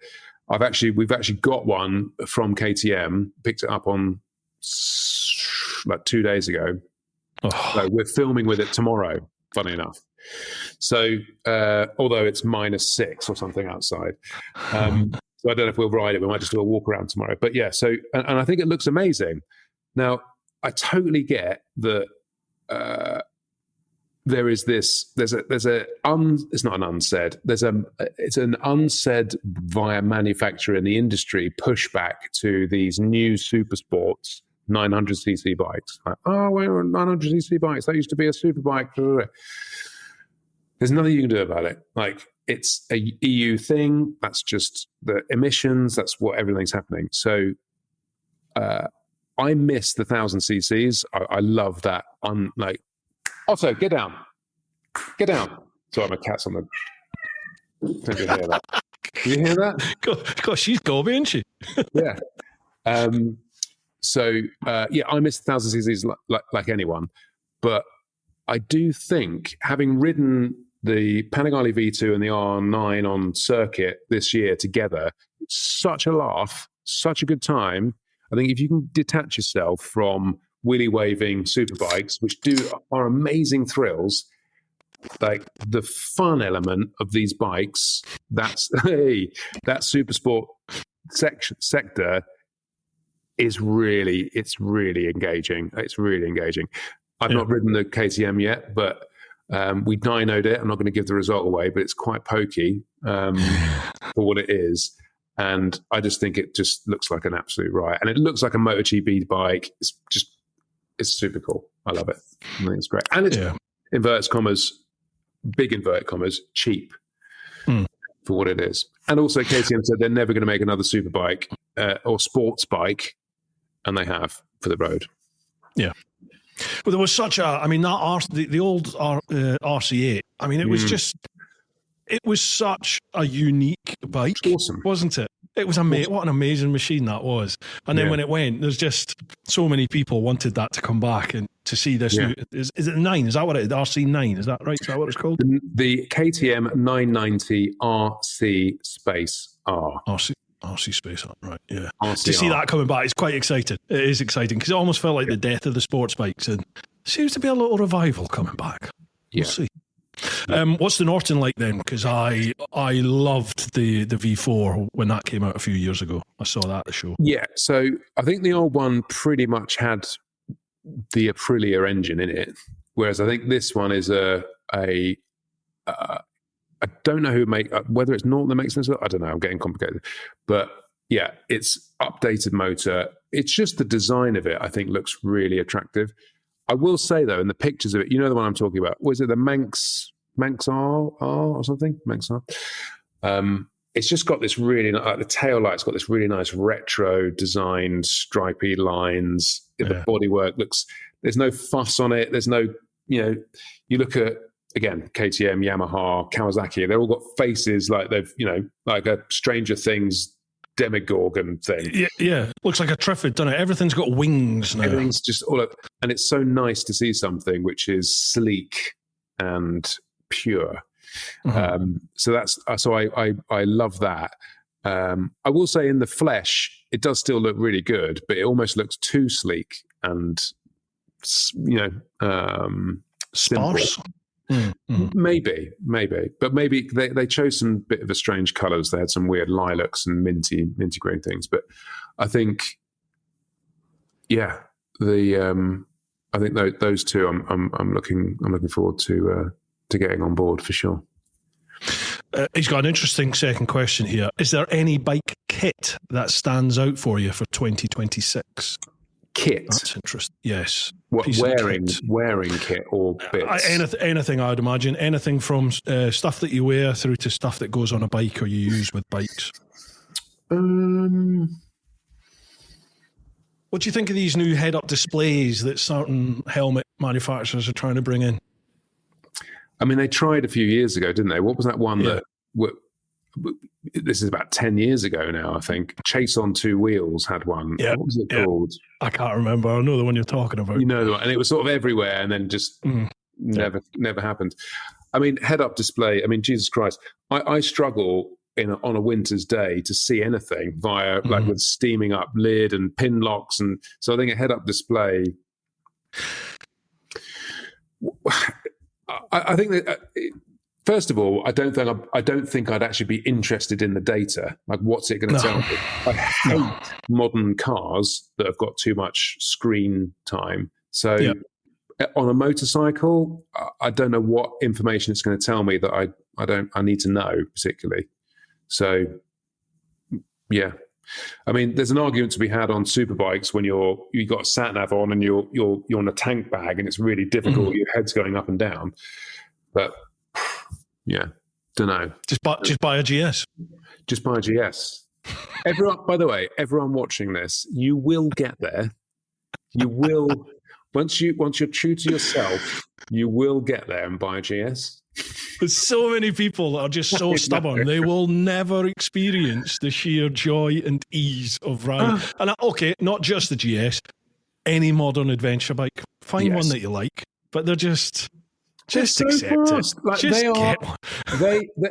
they're what 100? What's KTM now? 180 brake horsepower. Something stupid like that. Ridiculous. The GS is like 150 odd now. Jesus, on 45, And, whatever it is. So we're talking rewind 20 years. What was what 999R? What's that? 140 brake horsepower at best. Yeah, well, Jix, a thou was like 115, 120 or something daft, if that. So, these things are super bikes that you can ride all day. You can put your lunch in the back. You can put your missus on the back. You can get wet. Well, you don't get wet. You can. They're amazing. And I will repeat that nothing looks cooler than a fully laden GS adventure pulling a wheelie out of a toll booth. Yeah, yeah. Down like a massive, great thing. I wish I could wheelie. Oh, anyway, never mind. So, for for legal purposes, you can't. Obviously, that's on a closed road. Toll booth on a closed road. A closed toll road booth. That's the one. Yeah. Yes. You journals seem to use them quite frequently. All the time. So there's no particular bit of bike kit then that stands out for you? I have just ordered. We do some stuff with Lone Rider, and they just sent the Moto panniers and the Moto rack, the Moto case. So for the GS, with the hard luggage, the hard one. So with the is it Molly? I don't know how to pronounce it. Molly racks things where you can strap loads of cool stuff. Looks really like military and industrial, and so I'm looking forward to putting those on. I've literally just need to fit them to the bike. Yeah, it's good kit, the Lone Rider stuff. It's brilliant kit, isn't it? And the soft, I've had the soft luggage for years. But yeah, I'm quite interested in this. Yeah. I'm trying to think any bit of kit. I'll tell you what I've just bought. I just bought it before Christmas. I'm into me drones.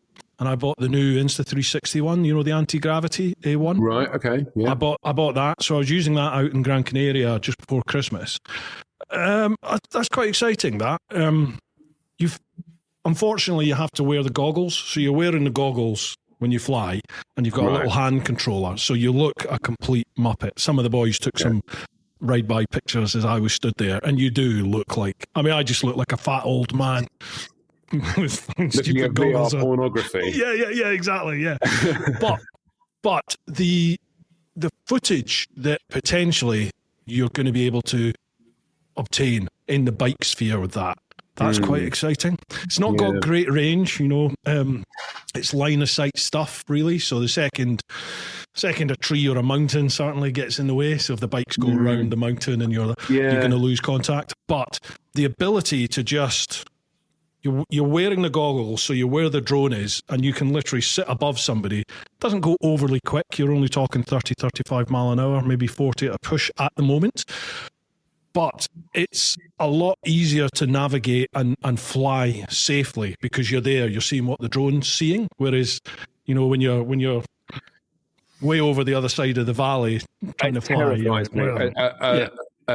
a wayward drone scares the shit out of me. I don't know what it is about it. It's not just the money of it disappearing. It's the hitting a cow or a child or just like a car and sending someone off the cliff. It does terrify me. Yeah. But in that kit thing, I'm looking for. I just want to get. I really want to get a small package. Hey,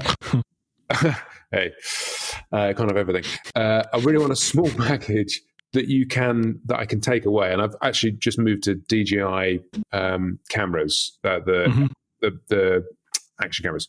They're amazing. Like honestly, really, really good. So I use that with the drone, but I want to get like a little drone and just be able to have a little bag that I can take on a tour. Because as you know, people go, "Oh, you're taking so much stuff with you." I was like, "Yeah, but 45% of it is technology."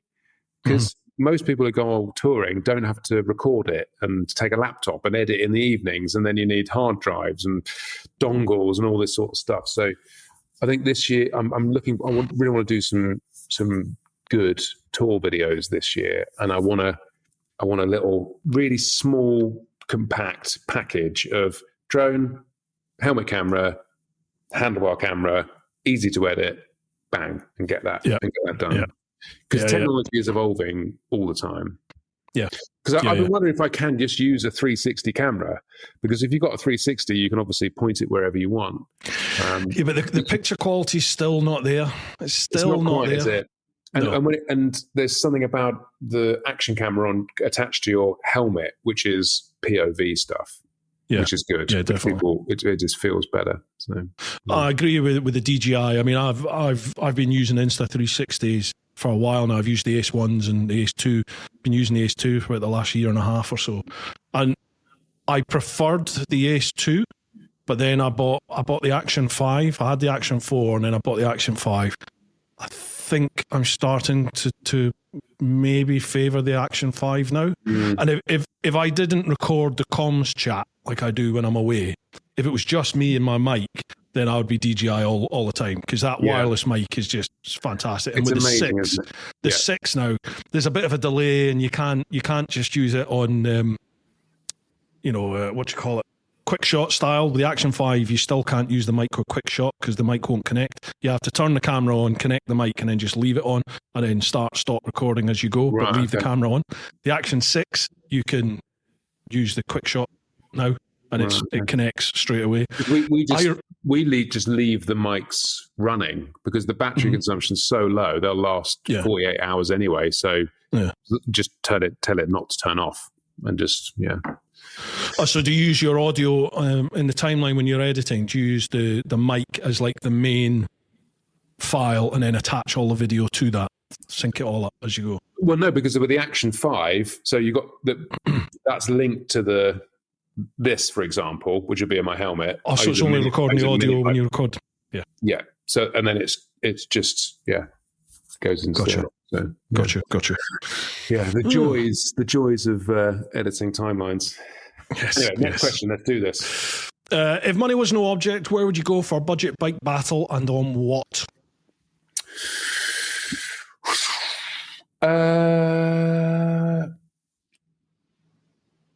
Money no object. I would like a budget bike battle. I really fancy going to Japan on some. Oh yeah. Old two-strokes aren't really my thing, but there's some really cool, old, interesting, retro Japanese bikes out there. So it would be, I don't know what the actual category would be. I know I would choose a two-stroke, but some proper old Japanese metal, and I think Japan would be amazing. Have you been to Japan?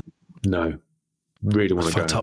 What a country! And if you are into like the spiritual type side, what a country! Because like for us, something that's 1,000 years old for us, we're like, wow, Christ, going back something. They've got temples that are like 3.5, 4, 5,000 years old. You're just like, what? Wow. And it's such a small island, right? So how is all that? All this stuff blows my mind. How has all that developed in this culture, in this tiny place? Like, you take the size of the planet and this tiny little sausage of an island. Yeah. And you're like, what? Yeah. It's just mind blowing, isn't it? It really. And again, there's theories around all of that as well. It wasn't just an island. There's all sorts of stuff out there, isn't there? Who knows? Right. Cheers for that one. Who's that? That was Mike. Cheers for that, Mike. And he says, see you on the Picos tour, Bruce. Yes, mate, that'll be here before we know it.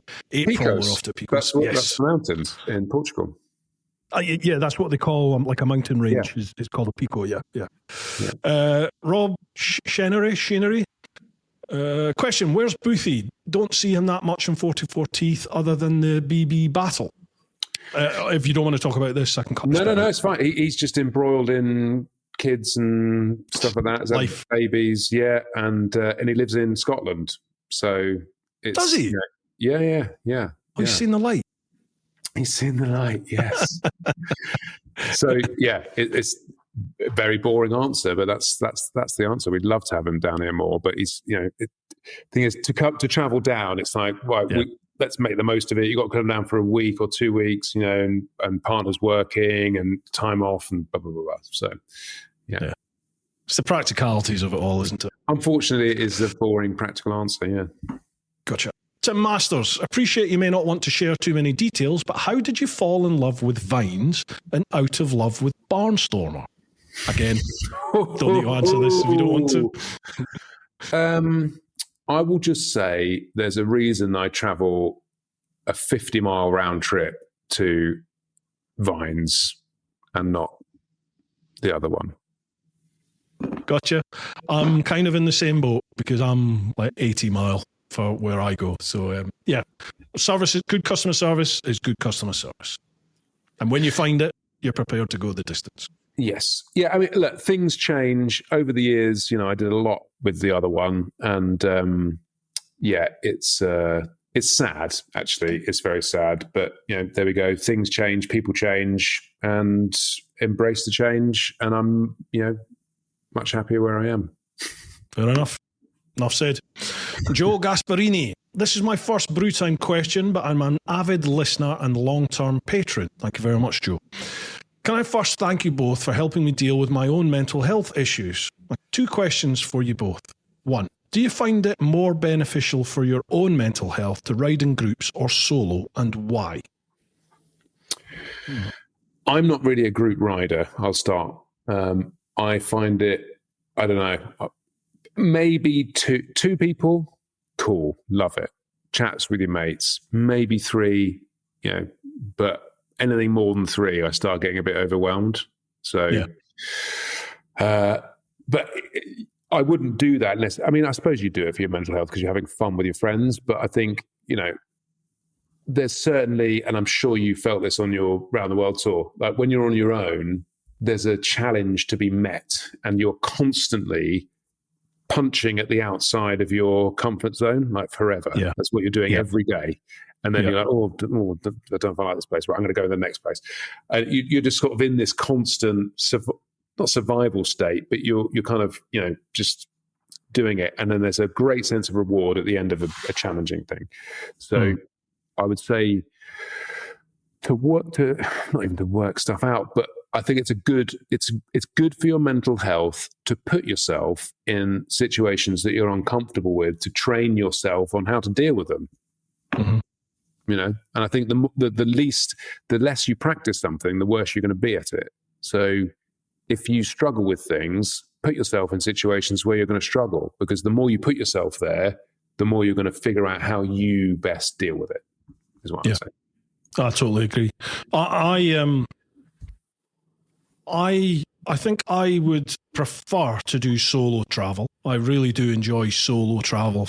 All the reasons that you just said, just the freedom, just the total freedom of being away on a motorcycle somewhere new by yourself. You can ride for as long as you want. You can ride as fast or as slow as you want. You can stop when you want. If you want to spend another day somewhere, you can day do off when that. you want. Yeah. If you've had enough and you want to go home, you can just turn around and start heading home. Or, you know, if you want to change the direction of where you're going, you can do that. And I love that. Conversely, I love group riding in the tours where I'm taking people away to new places and they're experiencing new places, which they wouldn't have if they hadn't come away in that group ride. Or this is their first ever trip anywhere on a motorcycle other than their local calf or whatever. You know, everyone has their normal runs that they do. Some people do that for decades and that's all they do, and they either do it by themselves or with their own little group of mates. For whatever reason, I have predominantly lads, they choose to come away on a tour and they'll go across into Europe, entirely different country they've never been to before, and they're riding roads they've never ridden before with people they've never ridden with before. And you see that impact it has on them. You know, it like opens their brain. It just fries people's brains. Like, holy shit, this is available here. Yeah. You know, and I love seeing that. I love being part of that new experience for people. Brilliant. But I don't really do the solo stuff anymore, and I do miss that. And I think, for me personally, I think my solo content's probably hits differently and better with the viewer. So I think they can, engage with it more. You know, I think they feel like it's something just between you and them. Yeah. Whereas when it's a group thing, I've had that commented quite a lot from people. They're just like, if it's a group thing and you've got people chatting on the comms, they feel like they're just a voyeur in what's going on. They're not riding it and experiencing it with you when it's just like you and the viewer. Yeah. So I'm aware of that difference for the viewer experience. But solo for me, I think solo for me is much better mental health wise. It's a bit of me time. Yeah, but you will, and you'll appreciate this. You will, when you're solo traveling, you will experience low points. Like, but that is the point of doing it. Mm-hmm. I would say. Yeah, definitely. It's the extremes. It's the extremes, isn't it? When you solo travel, like the lows can be really low, and they can they can amplify. You know, if you get yourself in a negative frame of mind, it's kind of only you that's going to get you out of that. And I think you have to recognize that. Well, for me personally, I think mental health is an entirely individual thing, isn't it? Everyone's different. For me, I find that if I'm in a bad mood or a down mood, I'm the one that has to make that difference. I have to do something that gets me out of that.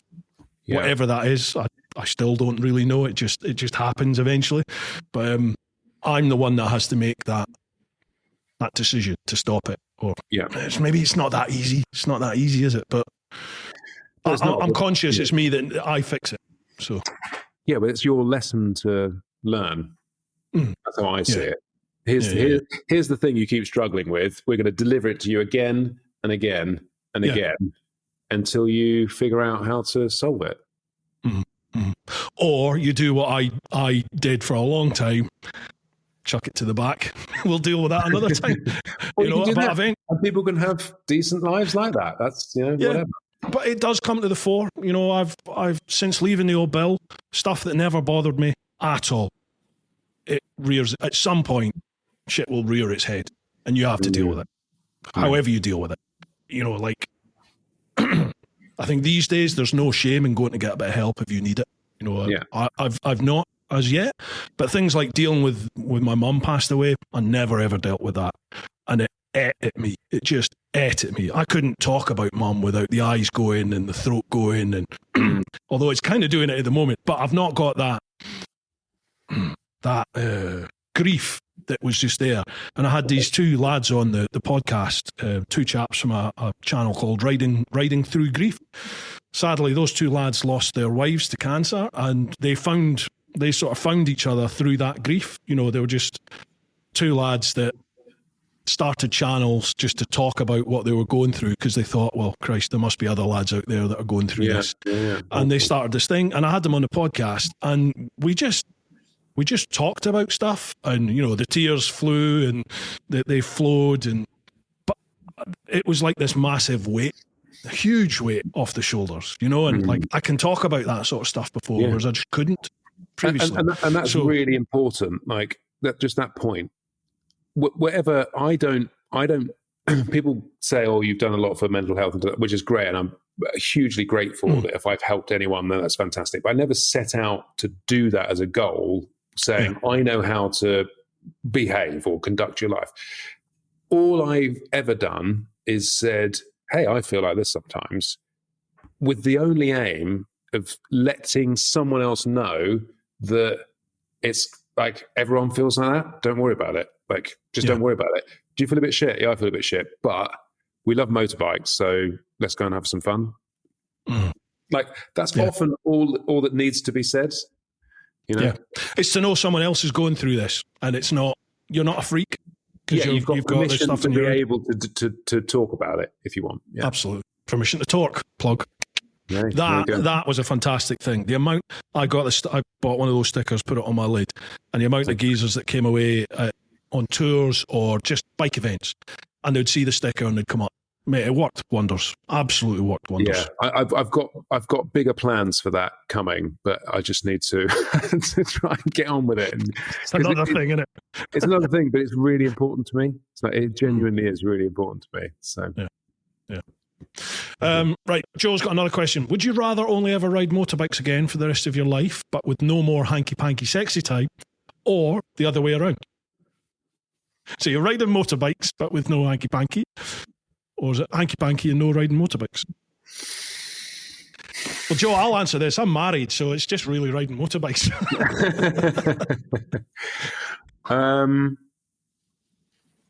I would, not because I'm perverted, but I would choose the intimacy. I would choose the intimacy because I think it's as much as I love motorcycles. I also really, I think that to be intimate, and I know it's a jokey question, but to be intimate and in love with someone is so special, and that human thing. So, that's what I would choose. You got all sensible, deep, and meaningful on us there. Sorry, wank on a tip. Yeah. What did you say? Wank on our chips? Is that what you said? On the chips, yeah. In fact, with I know. Let's not go there. Let's not go there. I was going to talk about masturbation. No, go on. Well, in that game scenario of that, are you allowed to ride motorbikes and still wank? It's one and the same thing, isn't it? Because if you've got to give up wanking and motorbike, then forget it. Oh, Jesus. Wow.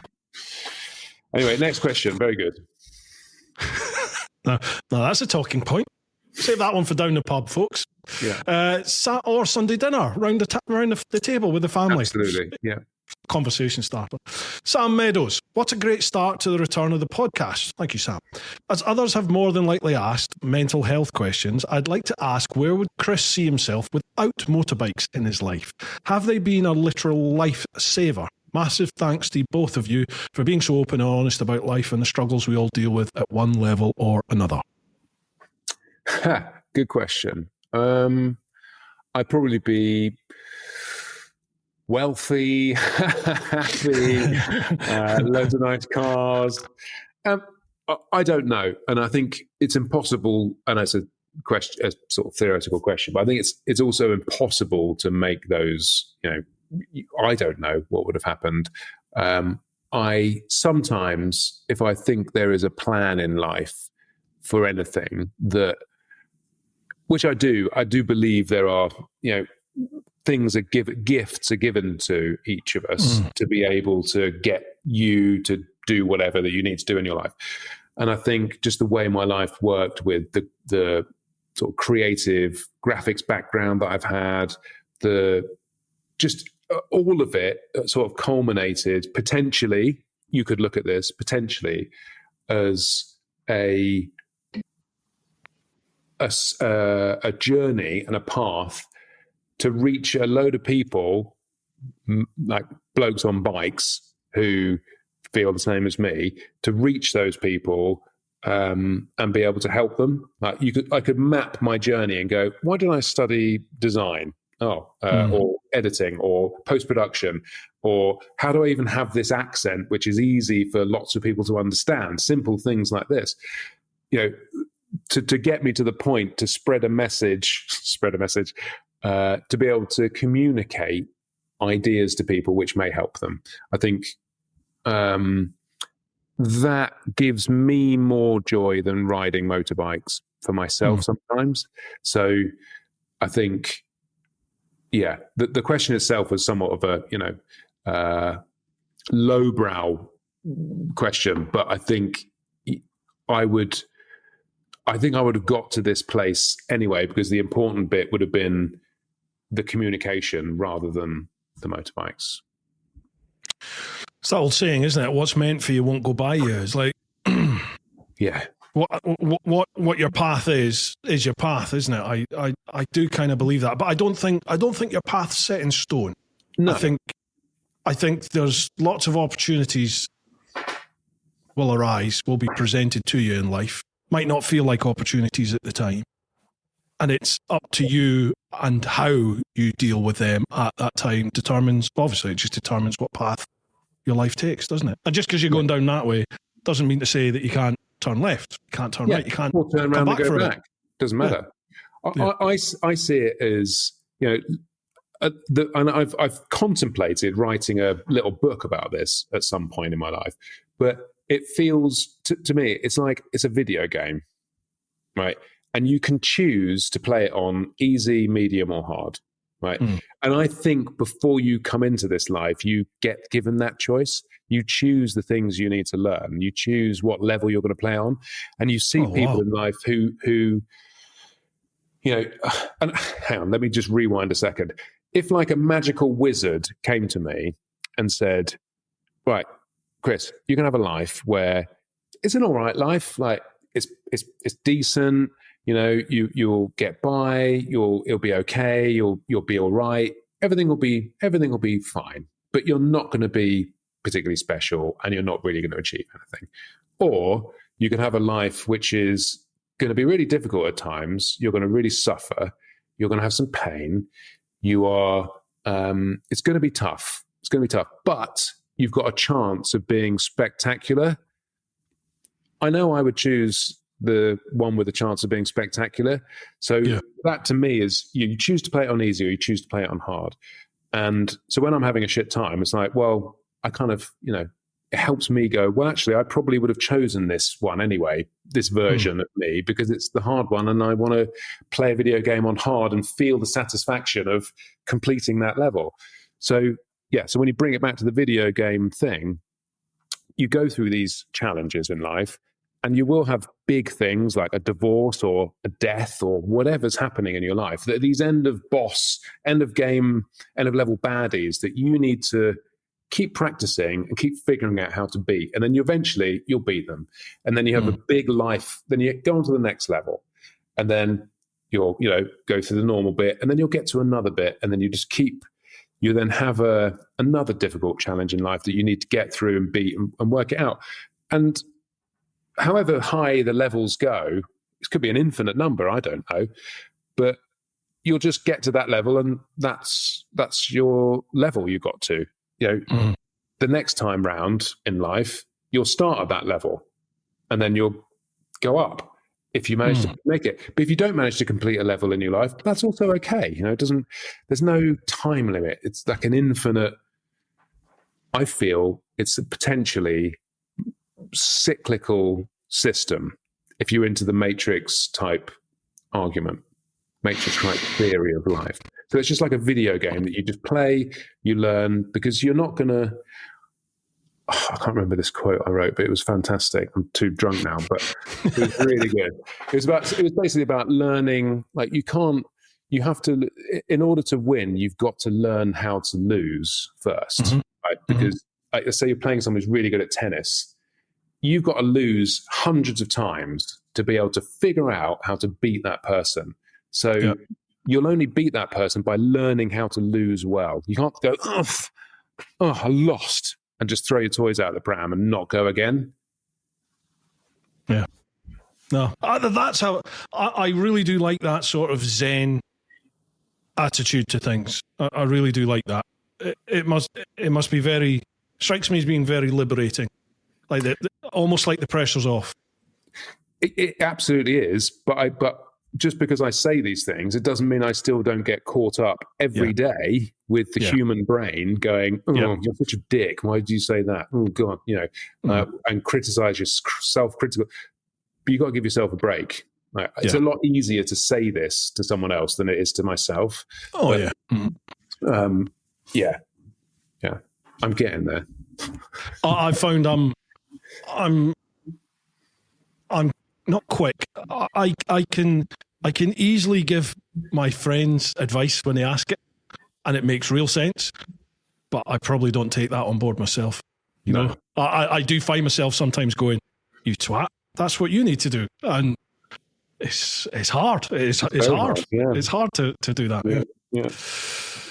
Right, next one.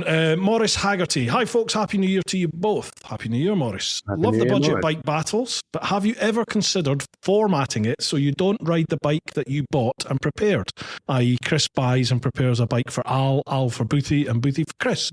And Bruce, can we have Mossy double enders in 26? Just wind him up and let him go. Yeah, that's a different format for... In fact, did you not do that? Have you not done one of them? We've thought about it.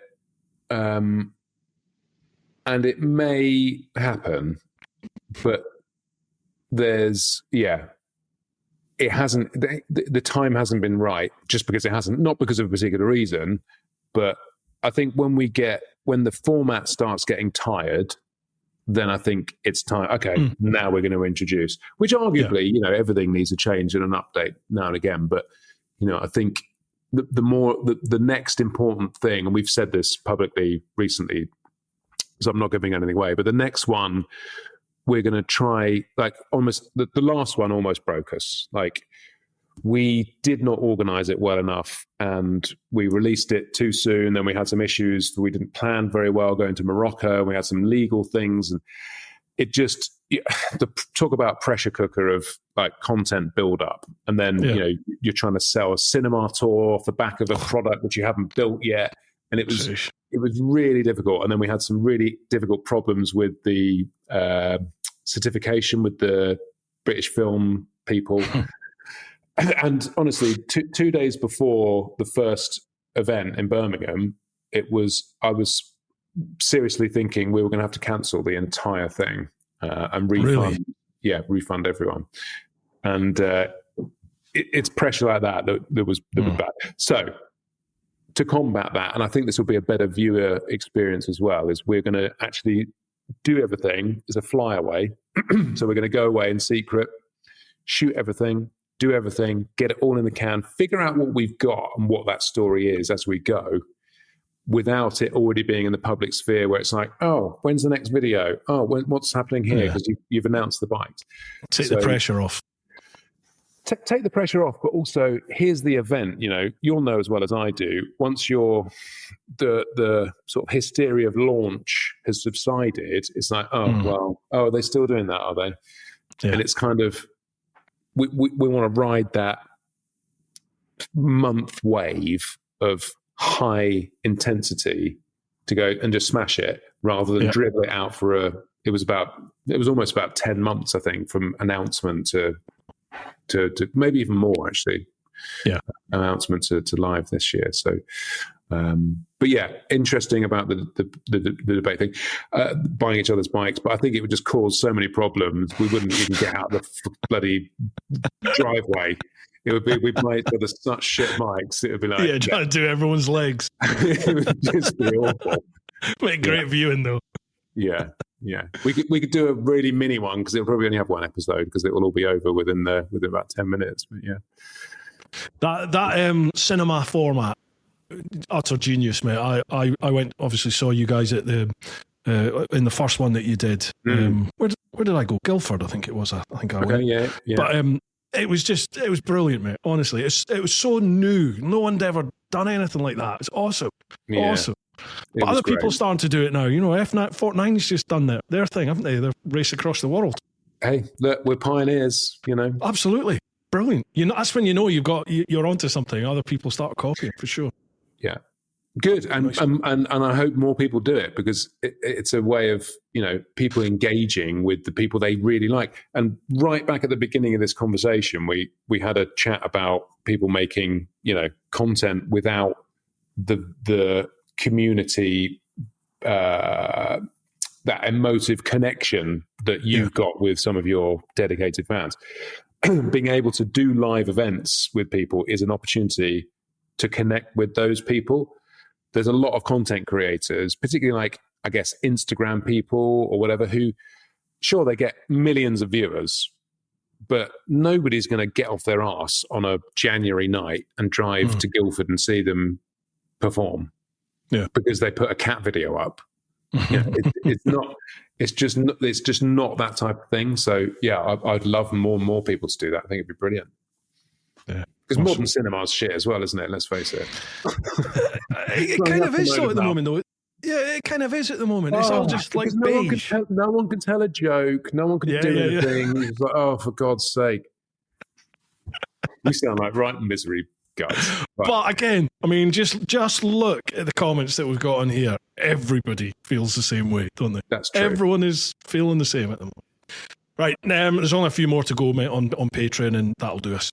Next one, Richard Priestley. Nice one. Like many, I followed Chris from his Baron Von Grumble days and subscribed to 44 Teeth, a great channel, almost as good as TeapotOne. Thank you very much. Cheers, Richard. I had the pleasure of dining with Chris at one of the bike shows at the NEC. Well, we sat at the same table in Subway and chatted. A genuinely nice guy. Thanks, Chris. A great advocate for mental health. Oh, sorry, this isn't a question. He's just saying a great advocate for mental health. He keeps mine in check, watching the 44 Teeth shenanigans. Cheers, Richard. Thank you. There's actually quite a lot of people making comments like that, but I was trying to skip through to get to questions. All very much appreciated. Thank you. There's another one, Zog D. He said, I'm joining for the month, cheap rate until finance is in control. No worries, Zog D. Thank you very much for your support. Because you got Bru Time back in style. Have a fab chat, fellas. Met the guys at Chelmsford Cinema thing last May. Thanks for the brake fluid wristband thingy. Oh, is that one of the doodads? Yeah, got you. This is a question. Andy, great to hear the pod is back, and I've watched Chris for many years. A couple of questions, if I may, for Chris. I really enjoy your solo tour vlogs. Do you have any plans for another this year? You've been open and honest about your own experience of mental health, and I wondered if you could share the journey that you've been on in the last couple of years. Well, we kind of ran through that, haven't we? Yeah. Yes. So this year, I think it's going to be a bit different this year, but yes, there will be a lot more of that type of content. But I'm really trying to go and get some travel time with my girlfriend now, and we've got again this awesome motorhome bus thing that we bought. Put some bikes in the back. She rides bikes as well, and just try and do as much as we can from the road this year as possible. So who knows where that's going to take us, and but yeah, I'm really looking forward to it. So there's definitely going to be a lot of that. But again, I'm trying to figure out if I can put the GS in it, because it's what bike are you going to take? Because what bike do you take? It's like, but I want to do track days, I want to do things, I want to do, oh God.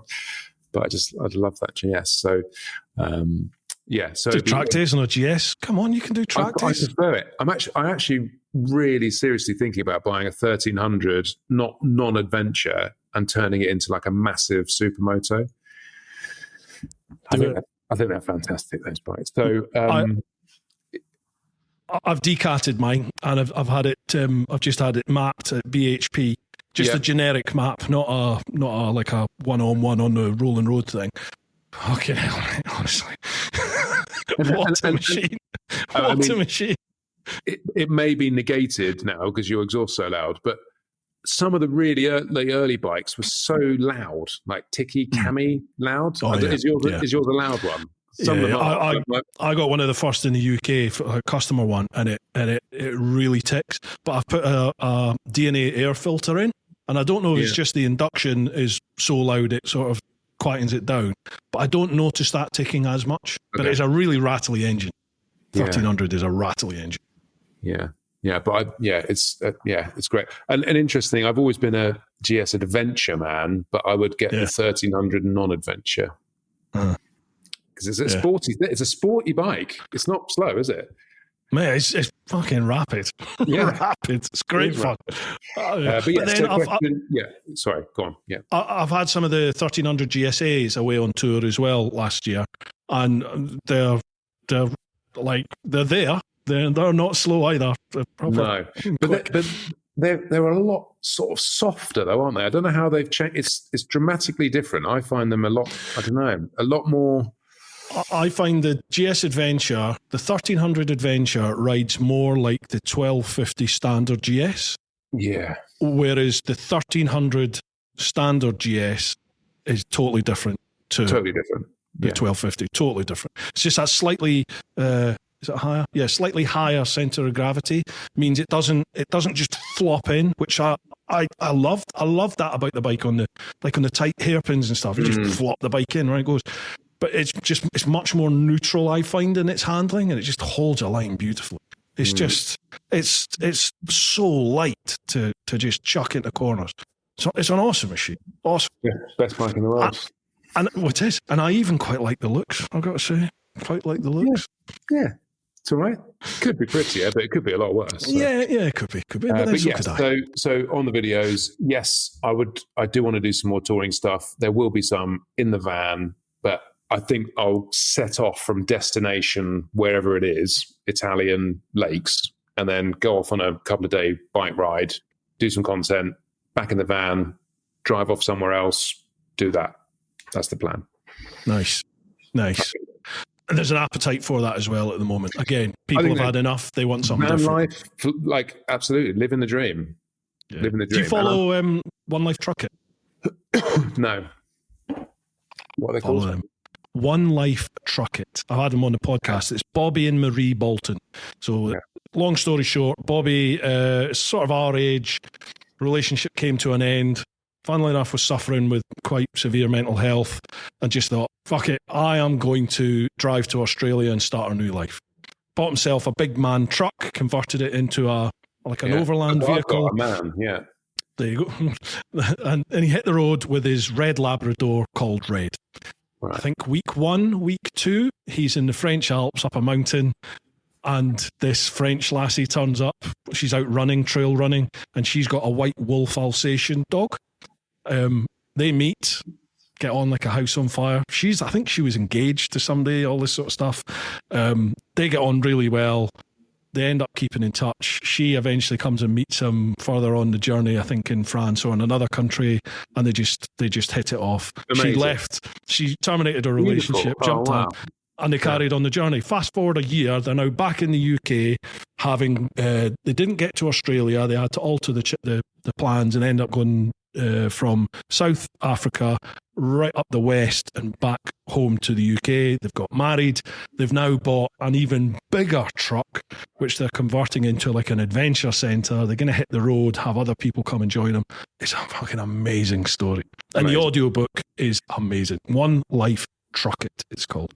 I'm in it. Okay. Sounds amazing. Really good social channel to follow.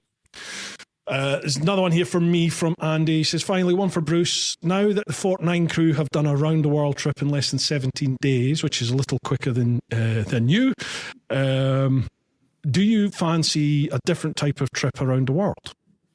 For me, I've got to admit, yeah, I do. I've got a yearning to hit the road again, but it's not the right time at the moment. It's just not the right time just now. There's other things I've said. I keep saying this. I've said I'll cycle around the UK. I've got to do that first, but it's working out the logistics for that. So I'm under no illusion. For me to cycle around the UK, it's about 5,000-6,000 miles to go right round. That's going to take me 6 months, 5-6 months, I think, realistically. My wife's got a job. We've got commitments here. It's just all the usual sort of stuff. I'm just not in a position to go yet. But that will be my next thing, to do that. Anyway, that's me. What have we got here? Second last question. Charlie Callard. Evening, gents. Happy New Year to you both. Glad to see the pods are back, mate. Pleasure, Charlie. So a couple of questions from me. If you could change anything about your YouTube channels or YouTube itself, what would it be? And my second question, if you could only eat from one continent in the world, where would it be? Keeping shiny side up. So if you could change your channel or YouTube, what would it be? I would remove all algorithmic control entirely and take it back to how it was 12 years ago, where the good content shone because people shared it. That's how it should work. Not because someone's paid more money for it, because it sells more products, because it generates more advertising revenue. Good quality content should always rise to the top. And I would remove all algorithmic controls entirely. I totally agree on that. YouTube's just a different viewing experience than it used to be. Yeah, and I don't think I particularly like it. It's not as appealing to me anymore. You don't even see the stuff you want to see. You just see other stuff, which maybe you're half interested in seeing, but you don't subscribe to the channel. I see more stuff of channels that I don't subscribe to than I actually subscribe to. You actively have to hunt out your subscriptions now. It used to just be there, wasn't it? It was there. Cool. Yeah, he's done another video. Cool, I'll watch it. Yeah, I agree with you. Second question, if you could only eat from one continent in the world, where would it be? It would have to be Europe, just because it's such a varied cuisine. Yeah. Because actually, there's a Thai restaurant round the corner. In that case, you could just say, I'll never leave Guildford because he's got everything. Everything's there. Yeah, exactly. I agree with you. Europe. I think we are so fortuitous here in I'm saying Europe. We are still part of Europe, obviously, we're on the European continent. But we are so lucky here. Like 20 miles across the channel, bang, you've got access to everything that Europe brings. Chris is just he's just picking up his pussy.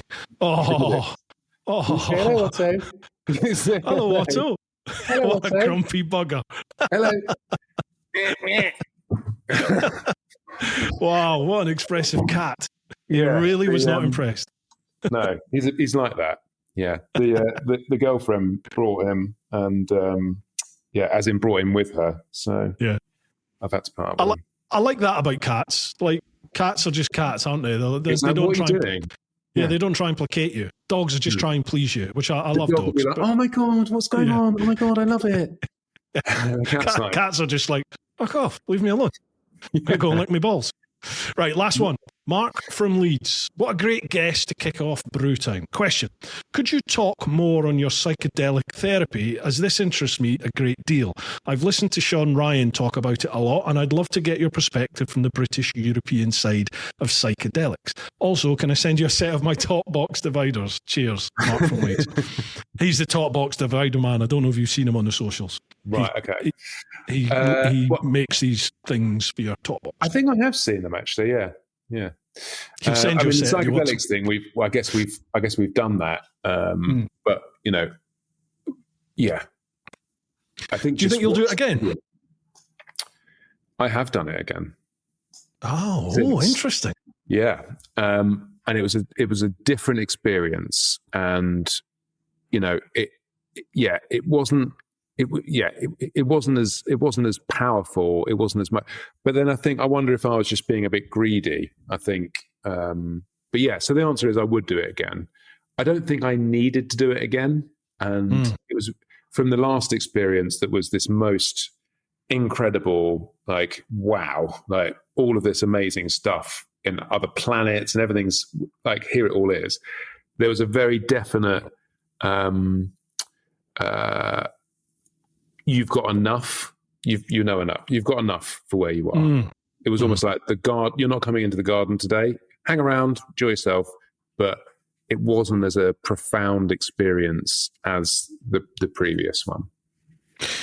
You spoke about like life you get to a certain level, and then it's like once you've got to a certain level and there's nothing else that you can gain from what you've been doing, the psychedelics sort of open it up and just go, right, okay, well you've got here, have that. And then it does sound like there's going to be a period now where you're going to go through more stuff, and you might start getting to that stage, and it's like, I need more. I need an answer. Right. I think that's exactly right. And it was almost like, look, you've got enough to be getting on with, but because it was a human, almost like an ego thing as well. Like, I want to learn more. I want to know more about this stuff, and I want to be I want to have more wisdom. I want to have more whatever.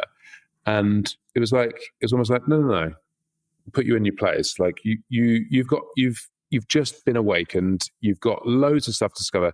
It was almost chill the fuck out and just enjoy where you are, and just enjoy where you are. My life's changed so amazingly, and I'm so happy. So it's like, just fucking enjoy it. Enjoy the mortal world. Stop, be a human for a bit. That's kind of the message I got. But it's important. I really want to make the important point that the experience that happened, it came through the medium of psychedelics, but there's millions of people have experiences like this through a car crash or some other thing in life, or however it happens. I don't think the method of delivery is the important thing. And it's not like you can't get there through other means. When you're, like we said earlier, when it's meant for you, it's going to happen. Yeah, when it's meant for you, it's going to happen. And I think I was ready for it. Yeah, I was ready. So it was an incredibly impactful video, that, mate. And as we discussed earlier, just reading the comments, geez, I mean, I think it's had a profound effect on a lot of people, and probably saved quite a few people, I think, mate. So fair play to you for opening up like that. Thank you, mate. Dude, there's loads of questions on the socials, but we've been at this over 2.5 hours. So thank you very much for your time. We'll call it quits at that. It's been an absolute pleasure to chat with you, Chris. And I'm chuffed, really chuffed to see that you're at this point in life where you're content and awaiting the next stage. Is awesome to see. Content enough. Yeah, we're always human, but yeah, content enough. Cool. Yeah, dude, thank you for having me on, and amazing. And we should go. We should have a proper ride soon. Actually, I'd love to do that. We haven't done that in so long, have we? Yeah, a long time ago. I'd like to come on tours one day as well. Actually, and we could finally get our calendars to merge. You are always welcome. I'm off to Australia next month, actually, Chris. I'm not going that far. I don't like you that much. No, I might make it to Belgium or something. But yeah, man, let's do it. Let's do it. If there's any of the tours that are there at the moment that you fancy, let me know, and we can make it happen. Let's do it. I love that. Cool. Right. Nice one, dude. Floor's yours. Feel free to plug, promote, whatever you like. I'll just say thank you. Just thank you to everyone who's been nice to me and listened to my shit over the years. So yeah, it means a lot. And it's great to have your questions tonight. So yeah, thanks to Bruce and this channel for hosting me. And see you all soon.